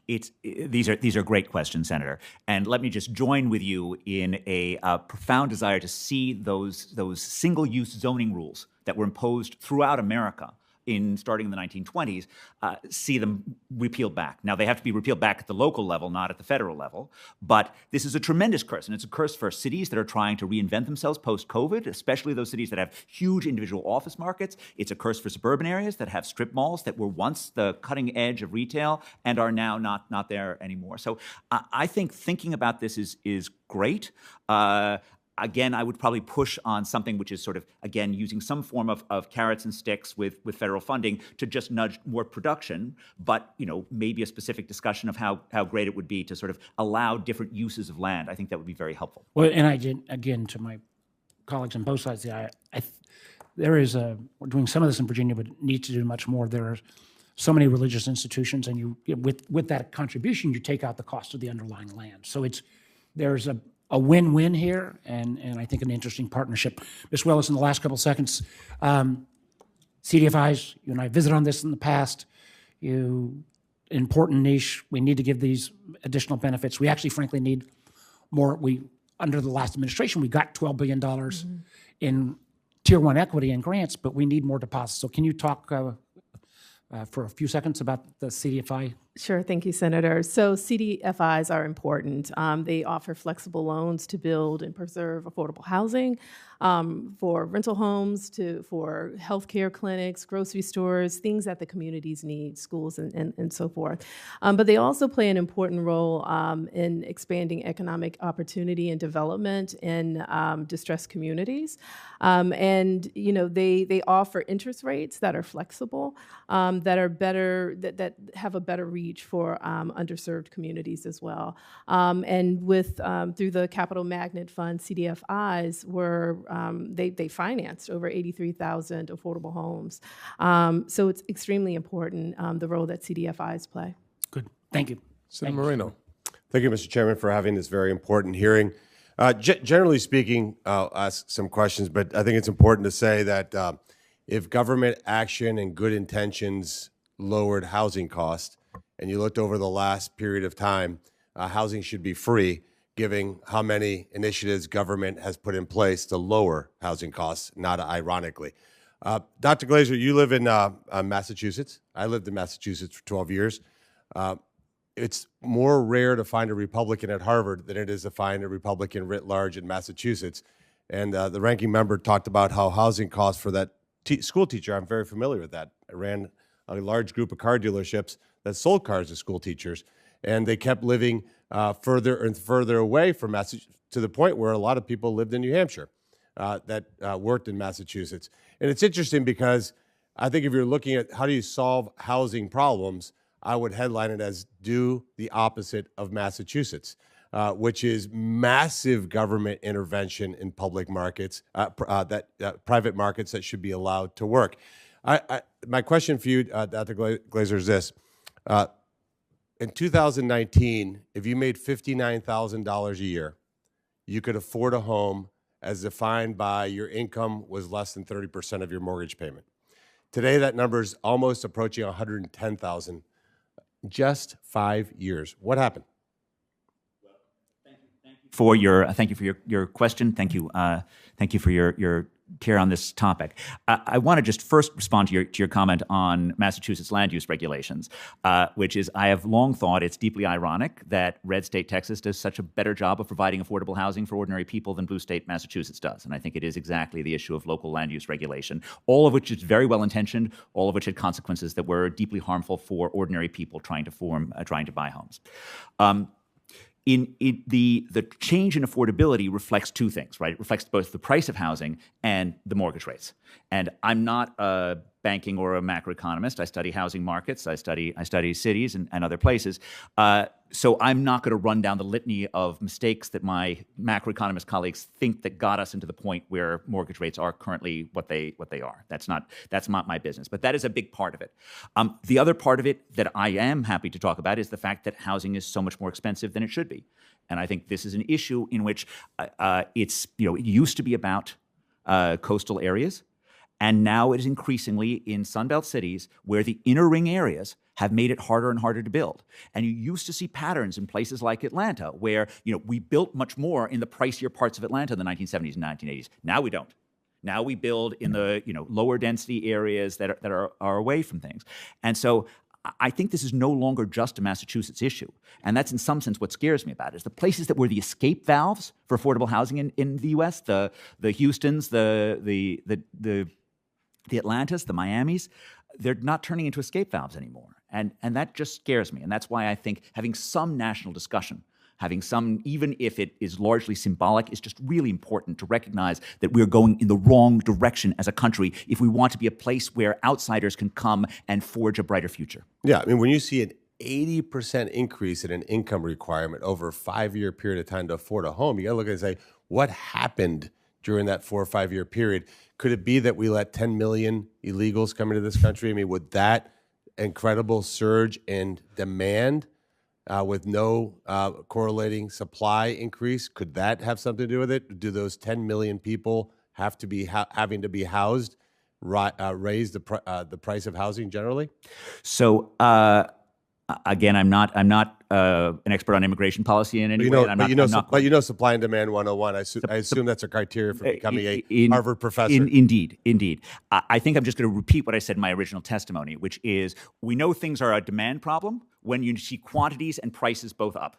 You know things are a supply problem when you see prices up and quantities down. What we have seen in the U.S. over the last 15 years is prices are way up and building quantities are way down. And that is why I think it is crucial. Like the one fact to take away from this is a supply problem. It is fundamentally not about housing demand.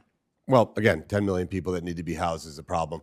Mr. Jelenic, on the mortgage world, because this is also the Banking and Housing Committee, what are some things that you think could be done from an innovation perspective to help alleviate this problem? Senator, thank you for the question. It's sort of it's the mirror image of the discussion we've been having on housing, just applied to the mortgage side of it, right? There's as long as we are careful with the innovations we implement and the ways we test them, there are a lot of ways we can use new technology and big data to reduce some costs in the process. So I could go into those if you'd like. Yep, please. Certainly. So, whether it's, and some of this was in my testimony, and these are just some examples, right? But I guess I'll give about 10 seconds on the core of our business. I mean, we exclusively work with independent mortgage brokers that are small town businesses across all 50 states. The reason why we are dedicated to serving the wholesale channel and working with mortgage brokers only is because they are generally the lowest cost way for a consumer to get a loan. And they're embedded in their communities, and whether it's rural, whether it's urban, they know the market better than anyone else. So our whole existence is about being a low-cost provider. You can even see that we're a public company in our margins compared to some of our competitors that have a different business model. So everything we do is about technology and process and efficiency. So some of the things that we have now available to us, we have incredible data and analytics tools in the appraisal realm. There's more data now that Freddie and Fannie have, and there's more tools that we have where we might be able to increase accuracy of appraisals and reduce costs of appraisals. And it's a small number relative to some of the housing supply issues we're talking about, but these numbers start to add up. I could say the same thing for the mortgage insurance or the title space, and these are all areas where they're very necessary. But if you start to look at premiums collected, and ultimately when the premiums need to be paid out, there are opportunities to provide alternatives where you don't have any, don't increase the systemic risk, don't increase lender risk, don't increase consumer risk, but you're just leveraging modern day technology and innovation, in some cases even AI, to just reduce cost out of what is a complicated and often legacy oriented process, the mortgage process. All right, thank you, Mr. Chairman. Oh, he's gone. Senator Van Hollen. Thank you, and thank all of you for your testimony. Let me just start on the supply issue, and I've been listening in on C-SPAN, and clearly constrained supply drives up costs, right? You're an economist, Dr. Glaeser, right? But the reason we're worried about constrained supply is because with demand not being met, it drives up costs. That's the fundamental question, right? So there's another side to the cost factor, and that is the cost of materials, right? And so I just want to read to everybody a letter that we all received from the National Association of Home Builders very recently. And I'm quoting, "While home building is inherently domestic, builders rely on components produced abroad, with Canada and Mexico representing nearly 25% of building materials imports. Imposing additional tariffs on these imports will lead to higher material costs, which will ultimately be passed on to home buyers in the form of increased housing prices," unquote. That's a pretty simple statement of supply and demand, is it not, Doctor? Yes, Senator. Right. So, when we hear the president, talking about beautiful tariffs, I think the American people need to understand what he's talking about, if applied in a broad-based way, mean higher housing costs. Isn't that right, Doctor? It is hard to see how imposing higher costs on materials coming from outsiders is going to lower costs for housing. That is certainly true, Senator. Well, let me give you the estimate from the chief economist over at the National Association of Home Builders, Robert Dietz. He estimates the tariffs, once fully phased in, will add anywhere from $7,500 to $10,000 to the cost of building the average American family home. Do you have any reason to dispute that? Well, it is true that he represents an industry group, and industry groups are known to talk about policies in a way that gets the policy objective that they want. But no, I have no particular evidence on the home building technology that would lead me to dispute that number. Thank you. Ms. Willis, I want to turn a little bit to the other part of the equation, and that is, trying to help families that can't afford a home, some additional means to be able to do that.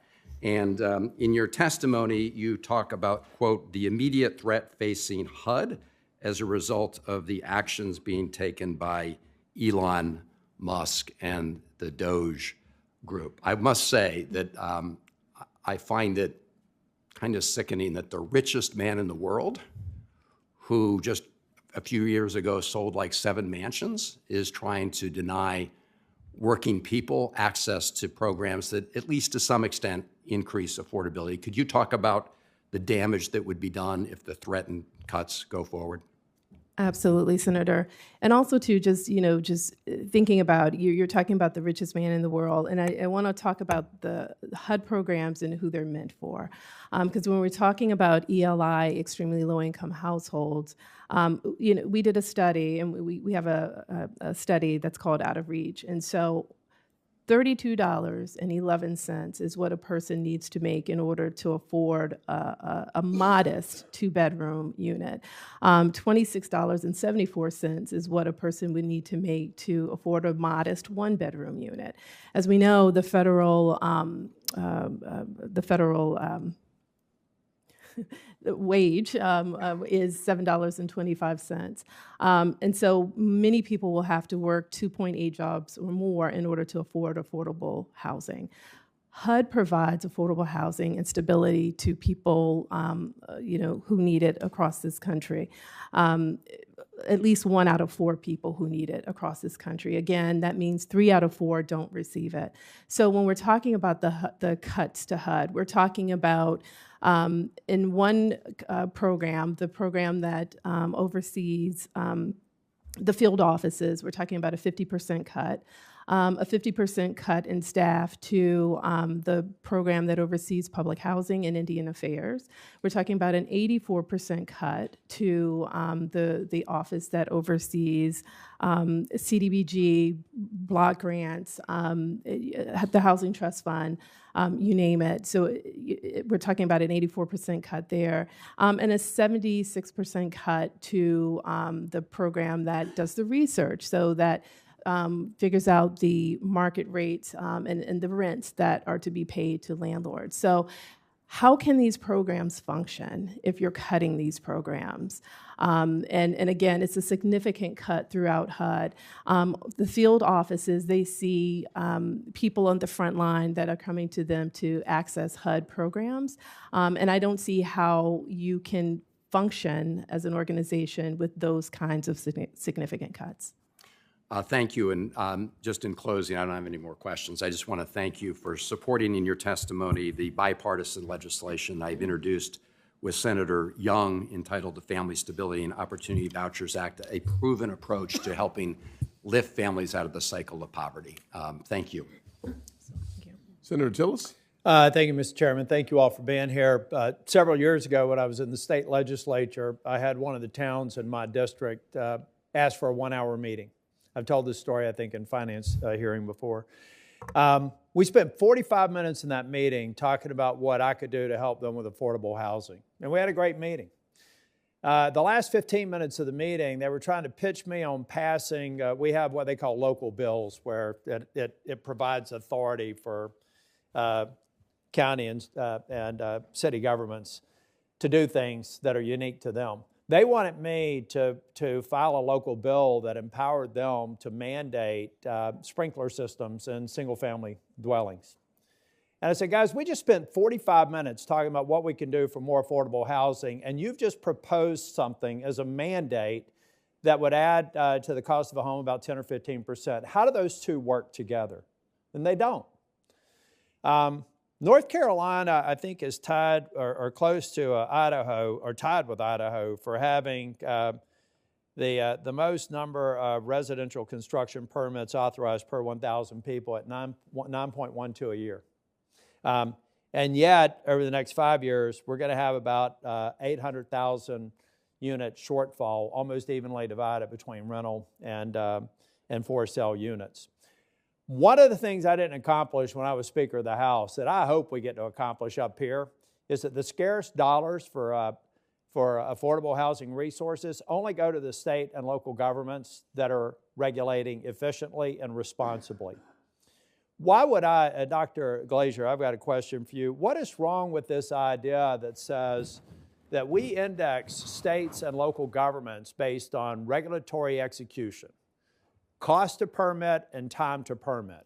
And at some point, when they reach an unacceptable level, they are no longer eligible for affordable housing resources coming from the federal government, because in a world of scarce resources, we should deploy it to jurisdictions that fall below that unacceptable level. What's wrong with a construct like that? So, Senator, as I argued in my testimony, I believe strongly that the best path forward is to use some form of discretionary federal spending to nudge states and localities to permit more housing. And some form of conditionality of this form seems helpful. I think you have to make the decision of what forms of spending you would want. In my own thinking, I'm certainly open on housing, but if you actually wanted to move a state, let's say California, towards changing their rules, I think you'd find transportation spending would be much more effective than housing spending, because in fact, housing spending is just going to appeal much less to the typical legislator in California, which is hence the need for different committees to talk to one another. But some degree of leaning against the highly restrictive areas is really, I think, the right thing to do. In some respects, it reminds me of the debate we're having about SALT. I have people wanting me to provide relief to states that overtax their population. They want the federal government to subsidize that, to kind of discount their overtaxation. Think about the same jurisdictions. They're the SALT states. The reason I have a personal problem with that is that if North Carolina had not lowered its tax burden when I was Speaker, we would be a SALT state. Well, similarly, why on earth should we not hold state and local governments accountable for the increasing cost of affordable housing units in their districts? Leave it up to them. If you want to regulate till the cows come home, great. In the same way, salt stakes, if you want to keep on raising taxes, awesome. Just make sure that you do it to a level to where you can get reelected and don't expect federal dollars to throw good money after bad. What's wrong with that concept? Senator, for 25 years, I have been obsessed with local regulation, making it too difficult for ordinary Americans to buy a home, buy and rent a home. I am thrilled that the members of this committee are actually taking this seriously and actually thinking about having federal policies that could meaningfully lean against this. I will give one caveat, if I may. Like, it's got to be based on the production of units. Got it. Don't make it based on the rules, because they can monkey with the rules any way you want. Got it. That's why I want to finish with a question of Ms. Willis. And because I like the idea of Tillis asking Willis, too. But Ms. Willis, why shouldn't reducing, or is, let me position it a different way. Does your coalition focus on unnecessary regulatory requirements as to the extent that you could measure them in areas that you're focused on, as a key priority for your organization to make sure that we can produce more affordable housing? Do you do that today, and how do you react to what I've just asked Mr. Glaeser? And then I'm done after that, Mr. Chair. Thank you, Senator. And Tillis Willis sounds like a great television show. But I will say that we focus on, because we do see the affordable housing crisis as being two-pronged. So it's on the supply side that we don't have enough affordable housing that we talked about today. But it's also on the demand side, because incomes, there's a gap between incomes and rent.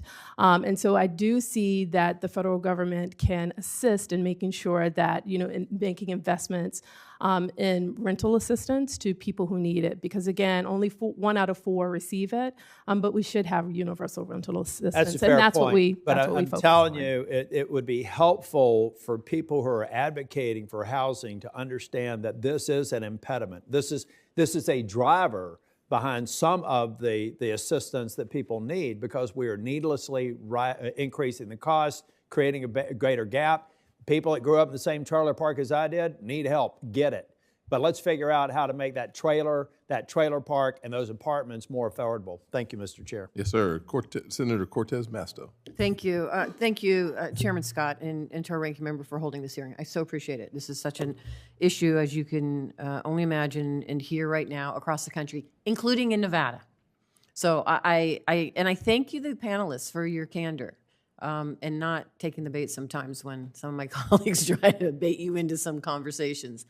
The truth matters, and most importantly, how do we address housing matters, and being honest about it. So let me talk a little bit about Nevada, because one of the things I do know, it is a supply issue. There's no doubt about it. We have to address the supply. But we also have to address the affordability. I have working families that can't afford homes. So it's not just the supply. It's how do we ensure that no matter your station in life, you can afford that home, because the homes that are being built in my state are a little bit more costly, quite honestly, because we got to get federal land. 80% of the land is owned by the federal government. So the first step in building housing is getting that land from the federal government. That's the first cost that now is associated with building those homes. So now we have to figure out how we level the playing field so we can lower those costs. It is about building, but it's also the financing that goes into that building to ensure that we can keep some of those costs low enough for those families, those working families, to be able to afford these homes. And one of those programs that we have at the federal level that I still believe in, I think we need to continue to utilize it and modernize it, is the home program. And so let me, Ms. Willis, let me ask you, I have a bill, which is the home bill, which is S-948. And what it does is the home program that was, I want to say it was created in 1994, has not been reauthorized, reformed, or anything since 1994. So what I've done is taken it, updated it to make sure it works better for our families and our communities, and introduced it yesterday. So Ms. Willis, can I ask you, how does the home program contribute to building more affordable homes for those working families? Like in my state, where we have to address one key piece of that cost was getting that federal land first. Yeah, thank you for the question. And also thank you for your leadership in introducing the legislation to improve the home program. Home, as you know, it acts as it's another financing structure to allow deals to pencil out. And so it is a critical source of gap financing, and so it is important. So we would certainly love to continue working with you to improve home so that it better supports CHODOs, which are community housing development organizations, so that they can better serve extremely low-income households. Thank you. And then, Dr. Glaeser, thank you so much. I had a question for you on manufactured homes, but you answered it, and I thank you for your candor there. But let me ask you this. You also talked a little bit about federal land, and can you expand on your view that using federal land for housing is not by itself going to meet the affordable housing needs of this country? I'm curious if you would expand on that thought a little bit more. So thank you very much for your question, and thank you for your interest in manufactured homes as well. And I'm also interested in the idea of putting pre-zoning federal land for manufactured housing. We can think about combining the two as well. I think all federal land should be taken on a case-by-case basis. And we should think about it. My comment, I don't think it's going to solve America's affordable housing problem, is because it's not in places where is often not in the places where we have an affordability crisis, right? And there are many parts of America which just don't have substantial amounts of federal land anywhere nearby. I mean, it's impossible to imagine in Greater Boston what federal land we would use to solve that problem. But there are parts of America where there is federal land. And I believe strongly that we should use serious analysis and think about whether or not more of that federal land should be allocated towards housing. I will just say, if we do allocate it towards housing, let's figure out a way to get as much housing on it as possible. And I think things like large-scale manufactured housing is one way of doing that. Thank you, Senator. I couldn't agree more, and that's why a piece of legislation that I have introduced in another committee is a Lands Management Act. Clark County particularly focuses on how we get more of that federal land for our use for economic development, but also for housing. That is unique, by the way, to the Western states. Most of my colleagues don't have to come to the legislature to pass legislation to get land for housing. We do. And so I appreciate your comments around there as well. And then, Ms. Willis, thank you. One final thing, and let me just stress the Federal Home Loan Banks. I think there's a role for them to play. And it's not a new role. It's one that is in their original charter that they're required to participate in, which is this idea that they are supposed to and obligated to think about how they invest in housing and economic development in our communities. And I just, Ms. Willis, do you think Federal Home Loan Banks can do more to support housing? Sure, yes. I would say that we need every use of every resource available to address the affordable housing crisis and homelessness crisis. And I really do applaud you for looking at common sense ways to do that and to increase those resources. And we would certainly love to continue working with you and your team and your staff to ensure that those new resources better serve extremely low-income households. Thank you. Thank you, Mr. Chair. Yes, ma'am. Thank you as well. Senator Banks. Mr. Chairman, I want to thank you for having this hearing. This is such an important topic, and I've learned so much. So I appreciate everyone who's been here today. The price of a typical home in Indiana has gone up 60% in 5 years. And I think, Mr. Chairman, that what we're talking about today, how much home ownership is linked to the American dream, this is fundamental to why we're here and what we're here to work toward. And that's why I think this hearing is so important. Dr. Glaeser, you've studied and written papers on the differences between building a home and buying an existing home. And I wonder if you can unpack some of your findings. What does it mean for the future of the American dream when as that gap between the two changes? What did it used to be? What is it now? Maybe I'm not making enough sense, but there's a divide there that's changing rapidly, and I wonder what that means. Thank you, Senator. That's a wonderful question. It gives me a chance to sort of talk a little bit about some of the basic evidence about how we know how powerful zoning is. So the basic logic of economics is that if you have a relatively competitive market, the price of what it costs to buy something should be close to what it costs to make something, right? Otherwise, more competitors are going to come in, and construction is a really competitive industry. But increasingly, about 20 years ago, a body of evidence that I was involved with primarily documented a growing gap between how much it costs to buy and how much it costs to build. In really dense environments, you can just look at how much it costs to buy an apartment in New York City versus how much it costs to build. And the beauty of that is the building is just physical. You can always just add an extra story. And it was twice as much, right, 20 years ago, and it's more today, right? And so I heard some language about zoning adding 25%. This is more like land use controls doubling the effective price.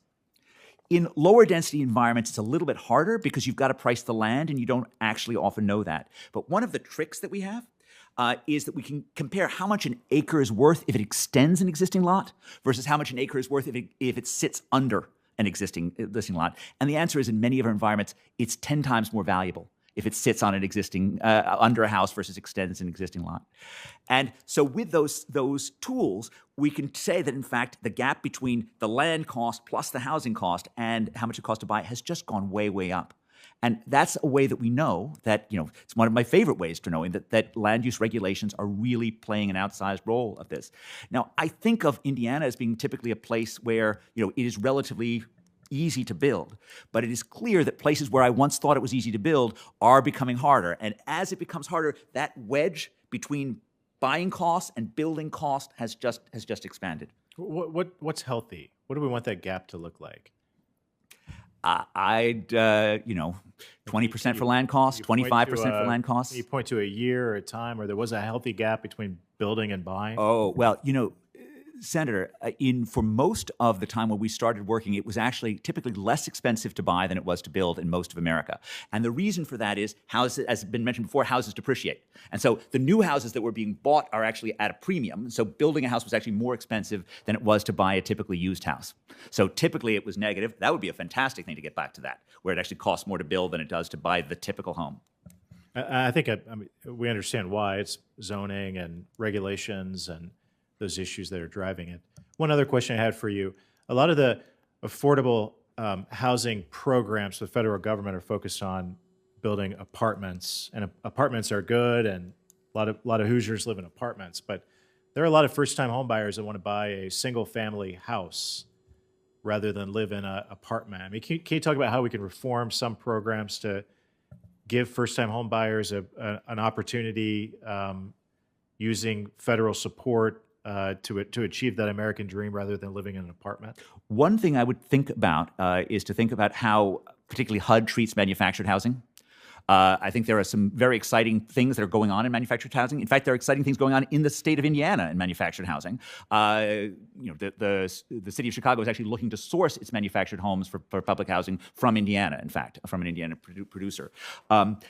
I think making sure that HUD doesn't discriminate against manufactured housing would be a great thing in terms of making ordinary homes affordable to first-time home buyers, and then in general just sort of leaning against local land use regulations. And it's important to remember that even if the homes that are being built are sort of too expensive for first-time home buyers, because they alleviate the pressure on the used housing, they're still good for affordability for first-time buyers.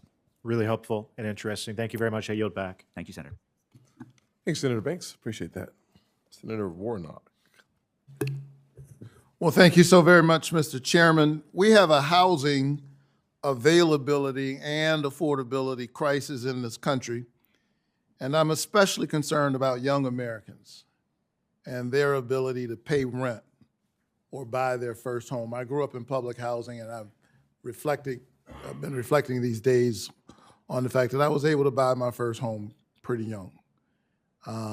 But young folks coming along now, it's tough. Dr. Glaeser, you're a Harvard economics professor. Are you concerned about what you're seeing in the economic data about young Americans and home ownership? Thank you, Senator. I certainly am. And go ahead. I had added a paper of mine from the Journal of Economic Perspectives from 5 years ago, which looks at many consequences of housing regulation, one of which is a transfer of housing wealth from the young to the old. And we compared 2013 and 1983, since it was some time ago. 1983, there were plenty of 25 to 34-year-olds that had substantial housing wealth. That's just gone. But by contrast, if you look at the 65 to 74-year-olds or the 75 pluses, right, at the top end of that distribution, they are enormously wealthy.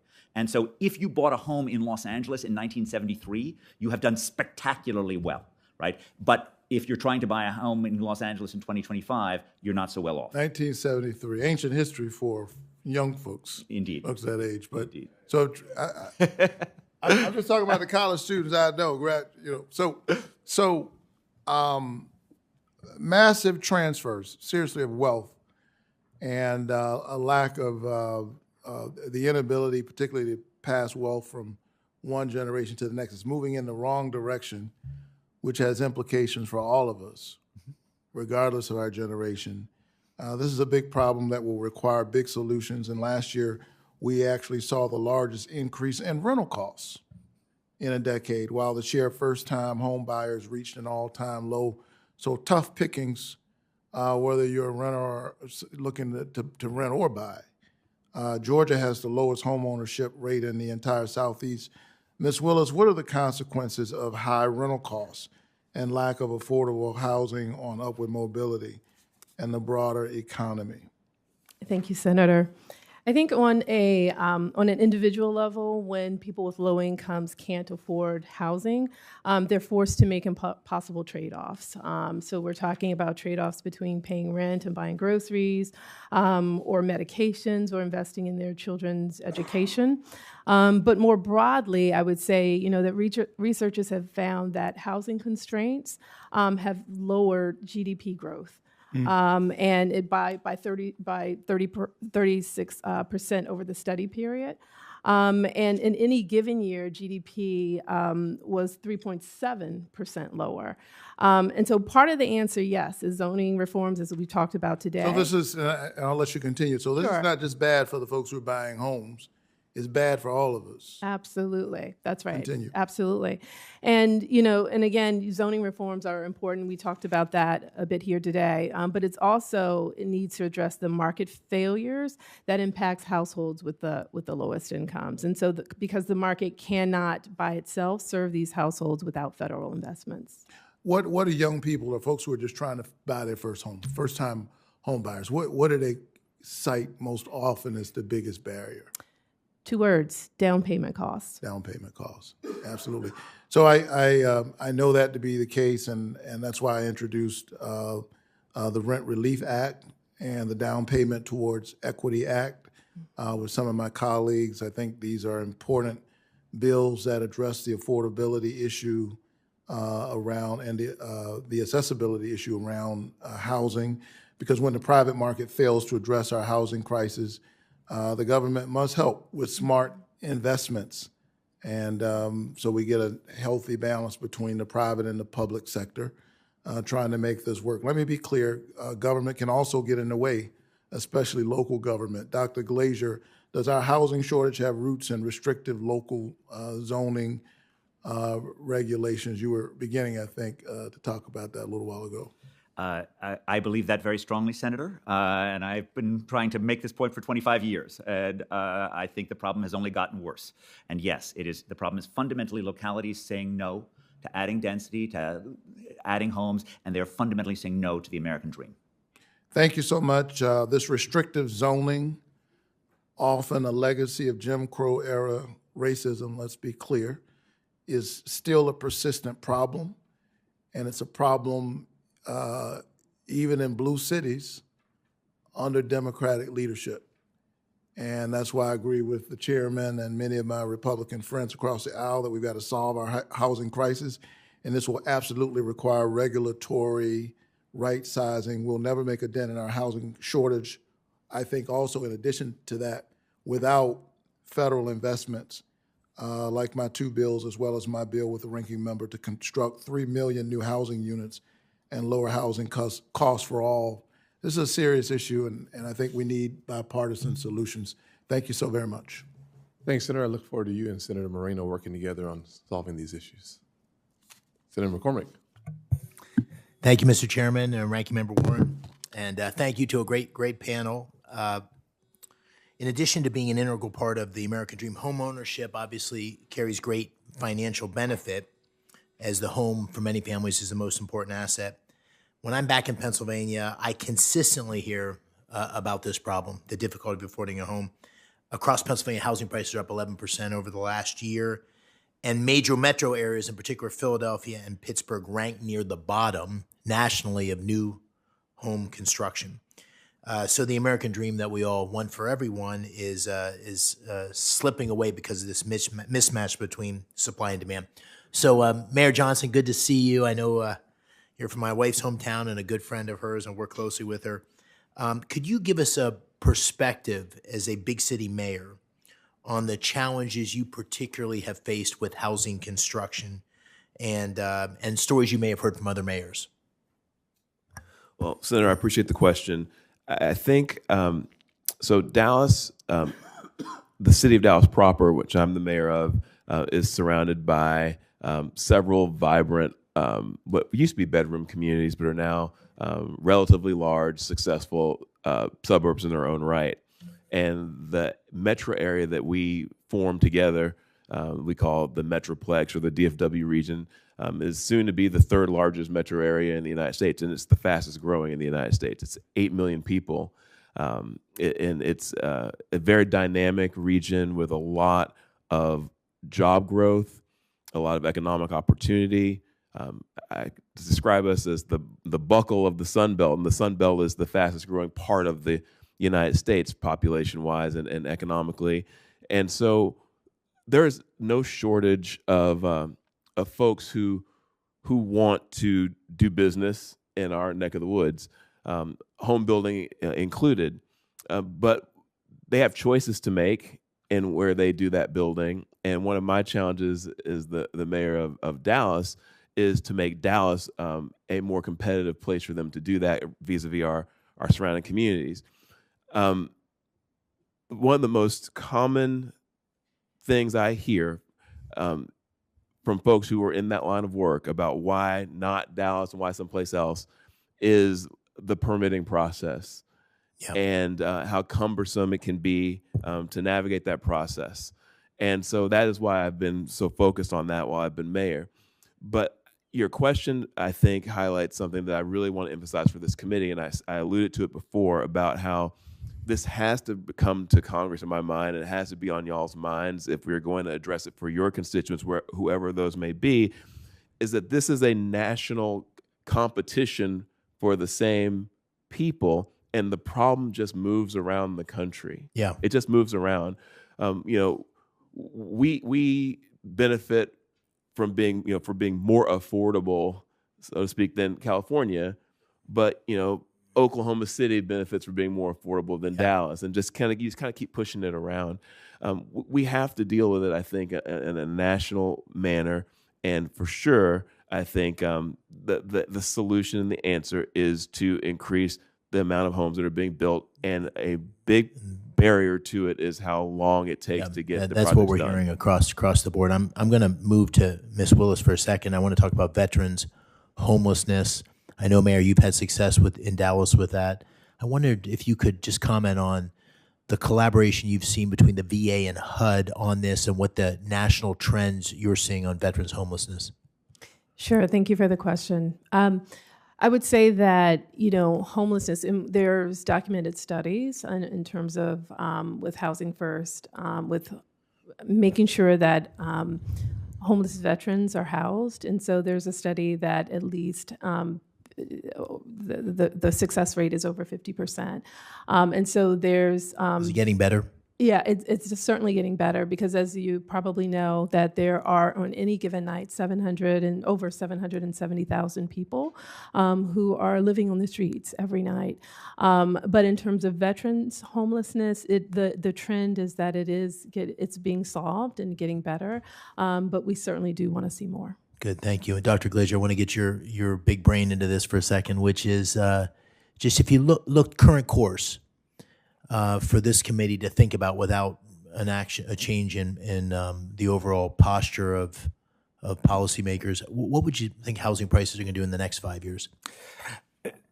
So I'm going to dodge that one, Senator, just to be honest, because, corrections are always possible, and I don't want to be on the record for the next 5. Let me say, if we do nothing... Oh, you should learn to hedge. I mean, we all know how to do that. Come on. Give me a longer time horizon, Senator, and I see no reason why we're going to correct course in any way. right? So give me 10 years, give me 15 years so we can get past whatever housing cycle might emerge in the next 5 years.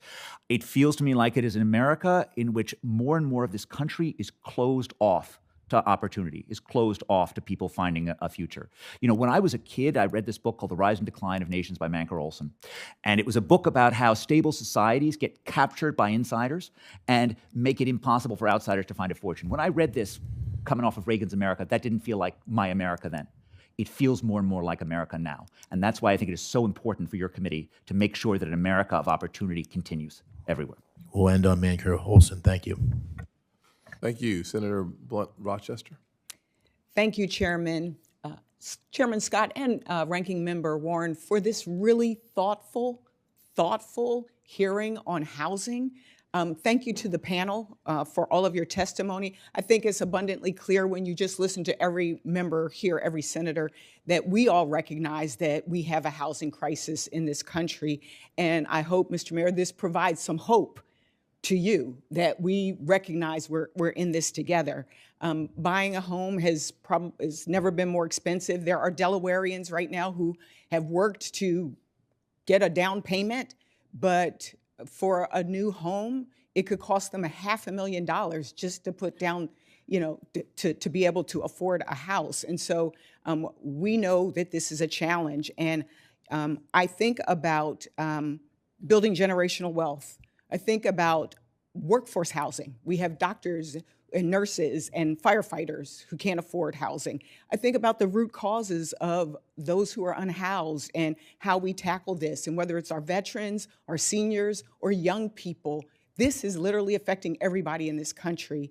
And so, Dr. Glaeser, I wanted to ask my first question of you as the nation's most preeminent scholar on housing, land use, and the economy. Could you talk to us a little bit about, in your research, you mentioned restrictive land use policies have created an imbalance of supply and demand. And I've focused a lot on zoning reform and cutting regulatory barriers and cutting red tape in the House and now in the Senate. But could you talk a little bit about the overall economic impact of a lack of housing supply and why everybody, whether you're a small business or a family, should care? Thank you very much, Senator, for your question. Thank you for your leadership in this topic, in this area. This is a national problem, as I mentioned in my testimony, as was mentioned by Ms. Willis. Our nation is poorer as a result of this, right? Because we move to places where it's possible to build rather than places in which people would necessarily want to live. And that means our overall GDP is lower than it was. That means fewer tax dollars. That means less ability to meet our foreign policy requirements. All of that weakens us fundamentally as a country. I believe that we are also a country that is has less upward mobility because we particularly regulate those communities that are really good at turning kids of poor parents into middle-income adults.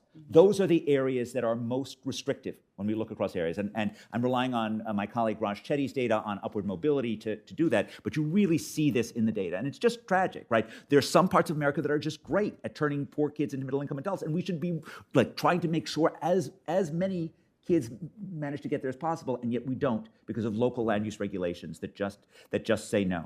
And it is precisely because, right, these local rules have national consequences that I think it is appropriate for your committee to take up this issue. That this is no longer just an issue for one town or one area. This is an issue that in fact impacts all of us.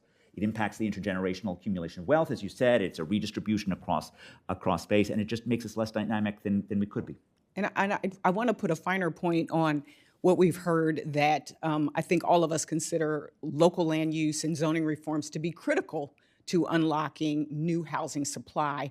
And it's why I last year introduced a bipartisan bill, the Housing Supply and Innovation Frameworks Act, in the House, and have worked to co-develop the Reducing Regulatory Barriers to Housing Act. And these bills would reimagine outdated zoning laws and cut red tape. But we also know that we need the local level support. They're the ones that are making these land use decisions. I want to jump to the issue of breaking down barriers and cutting red tape, but also talking about shared equity housing models. I think we need innovation, not just in addition to what we do on land use, we need innovation as well. And so when I think about like shared equity models, I think about community land trusts and creating permanently affordable homes while still building wealth and delivering on the promise of home ownership. To the panel, do you think that shared equity models, housing models, play a role in addressing the housing crisis and achieve home ownership for moderate income Americans, or other innovative solutions that you might have? And I'll start with you, Ms. Willis. Sure, thank you for that question, Senator. Absolutely. I think shared ownership example, and when I think about those, I think about community land trusts, as you mentioned, as being a really good resource, and an example of a shared equity model. And so certainly would encourage you and your colleagues to expand opportunities for community land trusts, as well as shared equity programs in general for homeownership, because it does allow opportunities for people to move into homeownership and to continue. Thank you. I actually am preparing legislation in this area, so I will share that with the committee. But I want to, again, we will ask some more questions for the record, but again, I want to thank you all for your testimony and your work in ensuring that Americans can live a prosperous life, and that the children, like I did, my parents also lived in public housing for a while, and to be able to be the first to go into that first home that my parents bought is nothing like it. There's nothing like it. So thank you, and I yield back. Thank you. Senator Blunt-Rochester has been here the entire hearing, and I thank you for your patience. It took a while to get to you, but truly appreciate your willingness to stick around on such an important topic that many of us have shared experiences that hopefully lead to shared solutions as well. Senator Alsop-Brooks. Thanks so much, Mr. Chair, Ranking Member Warren, and to this committee, thank you so much to the panelists for being here today. We all recognize, and I know it's been said several times today, that home ownership is a key feature to building wealth in our country. And when I think about this subject, I think about my parents. My mother, who spent her 50 years as a receptionist, my father, who was a car salesman. They married at 21 and 22. And at that time, within 5 years of their marriage, they could afford to buy a home. That is no longer the case. It's no longer the expectation for my own daughter, who's 19. So I've spent the last several years, I was county executive, really focused on expanding home ownership, working to really leverage private sector dollars with public sector dollars. We were able to build or preserve about 5,000 units in about a 3-year period. And so I wonder, the first question for Dr. Glaeser, I wonder if you can speak to the need to really better allocate private capital into projects that promote home construction and ownership. Thank you, Senator. I also have a 19-year-old daughter, and so your comment about that made me just feel how much I agreed with your sentiment about how utterly implausible a home within 7 years would be for her. I think it's fundamentally, when housing worked, private capital went to provide housing where demand was highest.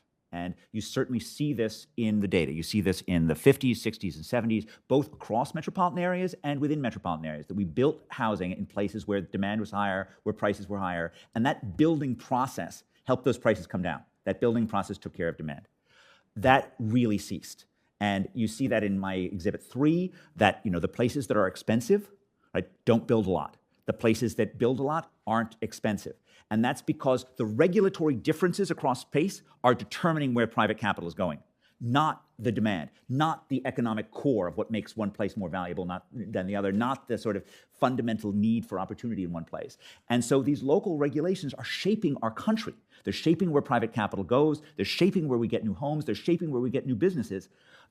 And they're all being decided at a hyper-local level, which, I love federalism in lots of different ways. I love individual choice, but none of these local town councils or whichever your community is making a decision saying what would be best for America in terms of what I'm doing. And that's, again, why I think it is so valuable that your committee is taking up this topic, that we sort of need a national voice on this. Thank you. Just another question.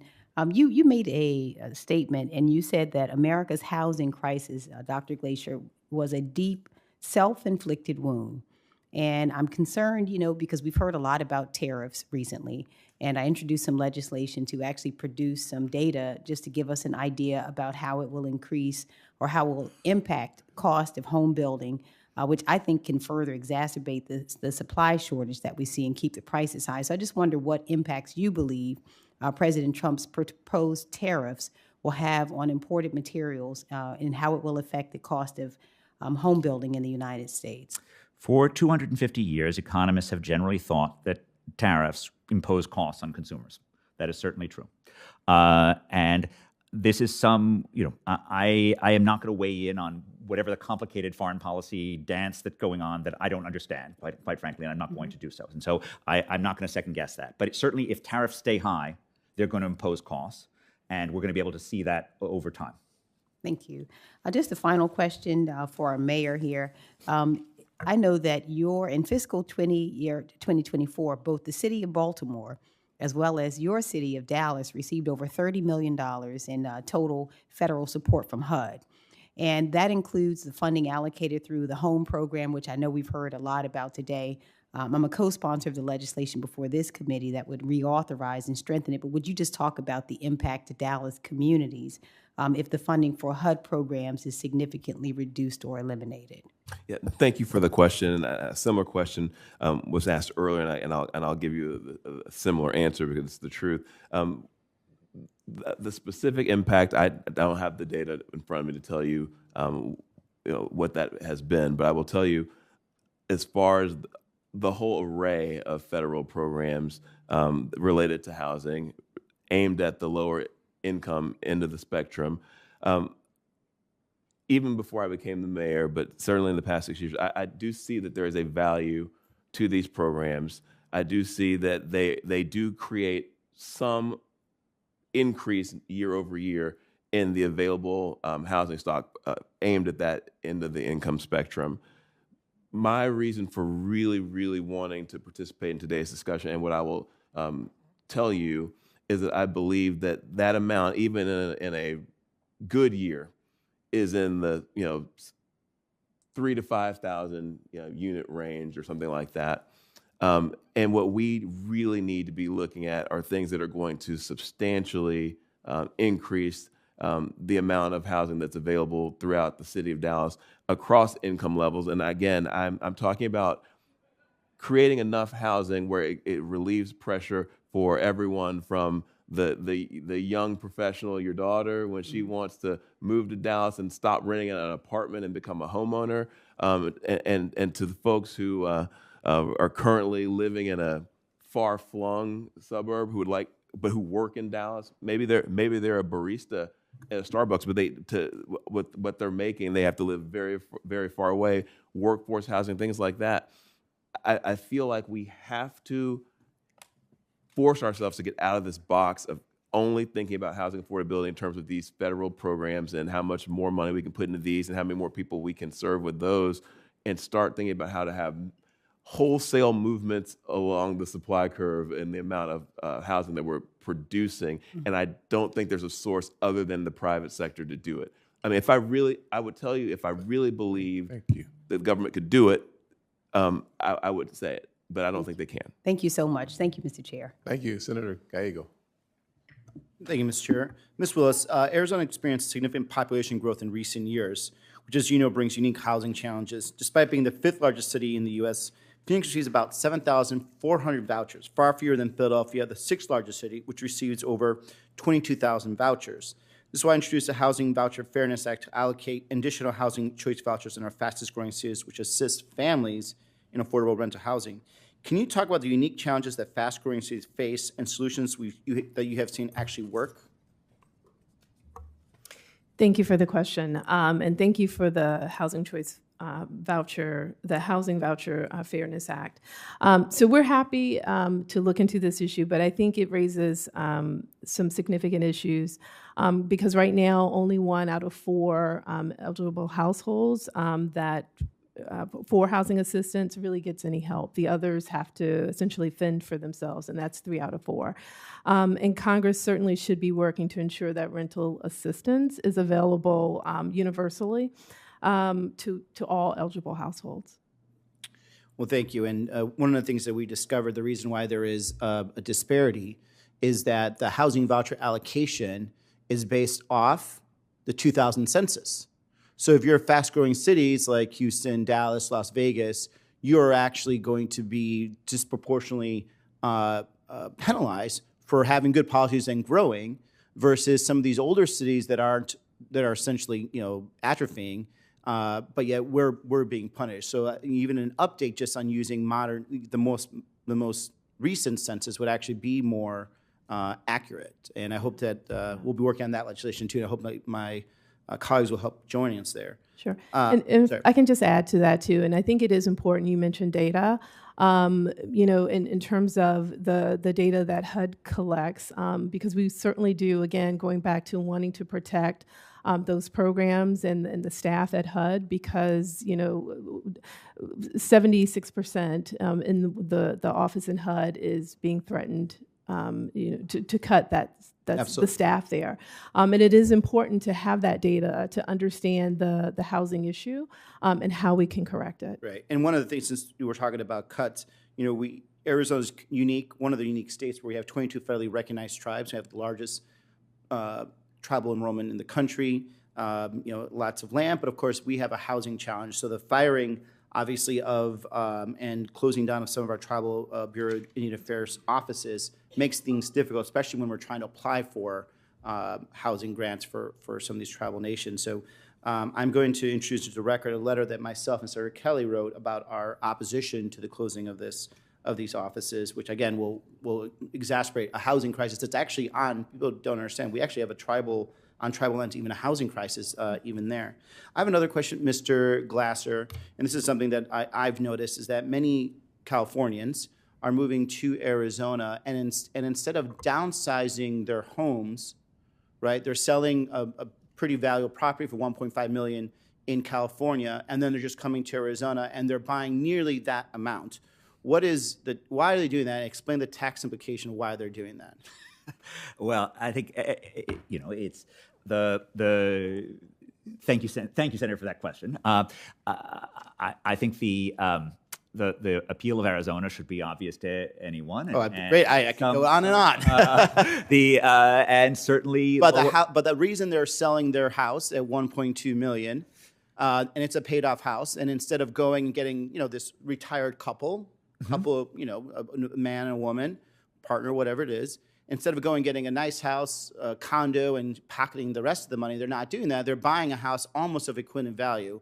What is the reasoning for that? It's not a trick question. I could answer that. No. Well, the first order thing is you go to a that. place where housing is cheaper, you buy more house. Right. We believe as economists that people respond to prices, and if housing is cheaper, you wouldn't be surprised if they spent $1.8 million on the house because they could get so much more house for their buck. Right. In California, in Arizona than in California. All right. Well, the reason also is because if that family sells that house and they don't buy a house of equivalent or close to equivalent value, they're going to end up paying capital gains on that house. So a retired couple, instead of trying to just pay the government the money, which I actually agree with them, they shouldn't pay that. We should figure out a way to actually give them a capital gains tax cut, because what actually ends up happening is that then they would come to Arizona, buy a smaller place, and then they could keep that money, that capital gains, for their own retirement. Instead, what they're doing is they're buying an equivalent house that at least keeps some value. And so one of the things I'd love to think about is like, how are we, basically incentivizing these well-to-do retirees into buying houses that they don't necessarily need to buy, because that's the only thing that actually brings them some level of economic value and stability. So with that, I apologize, Mr. Chair, because I complained about going over time, and I yield back my time.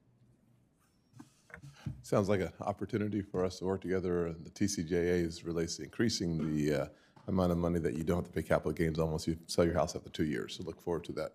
Any closing comments? Okay, great.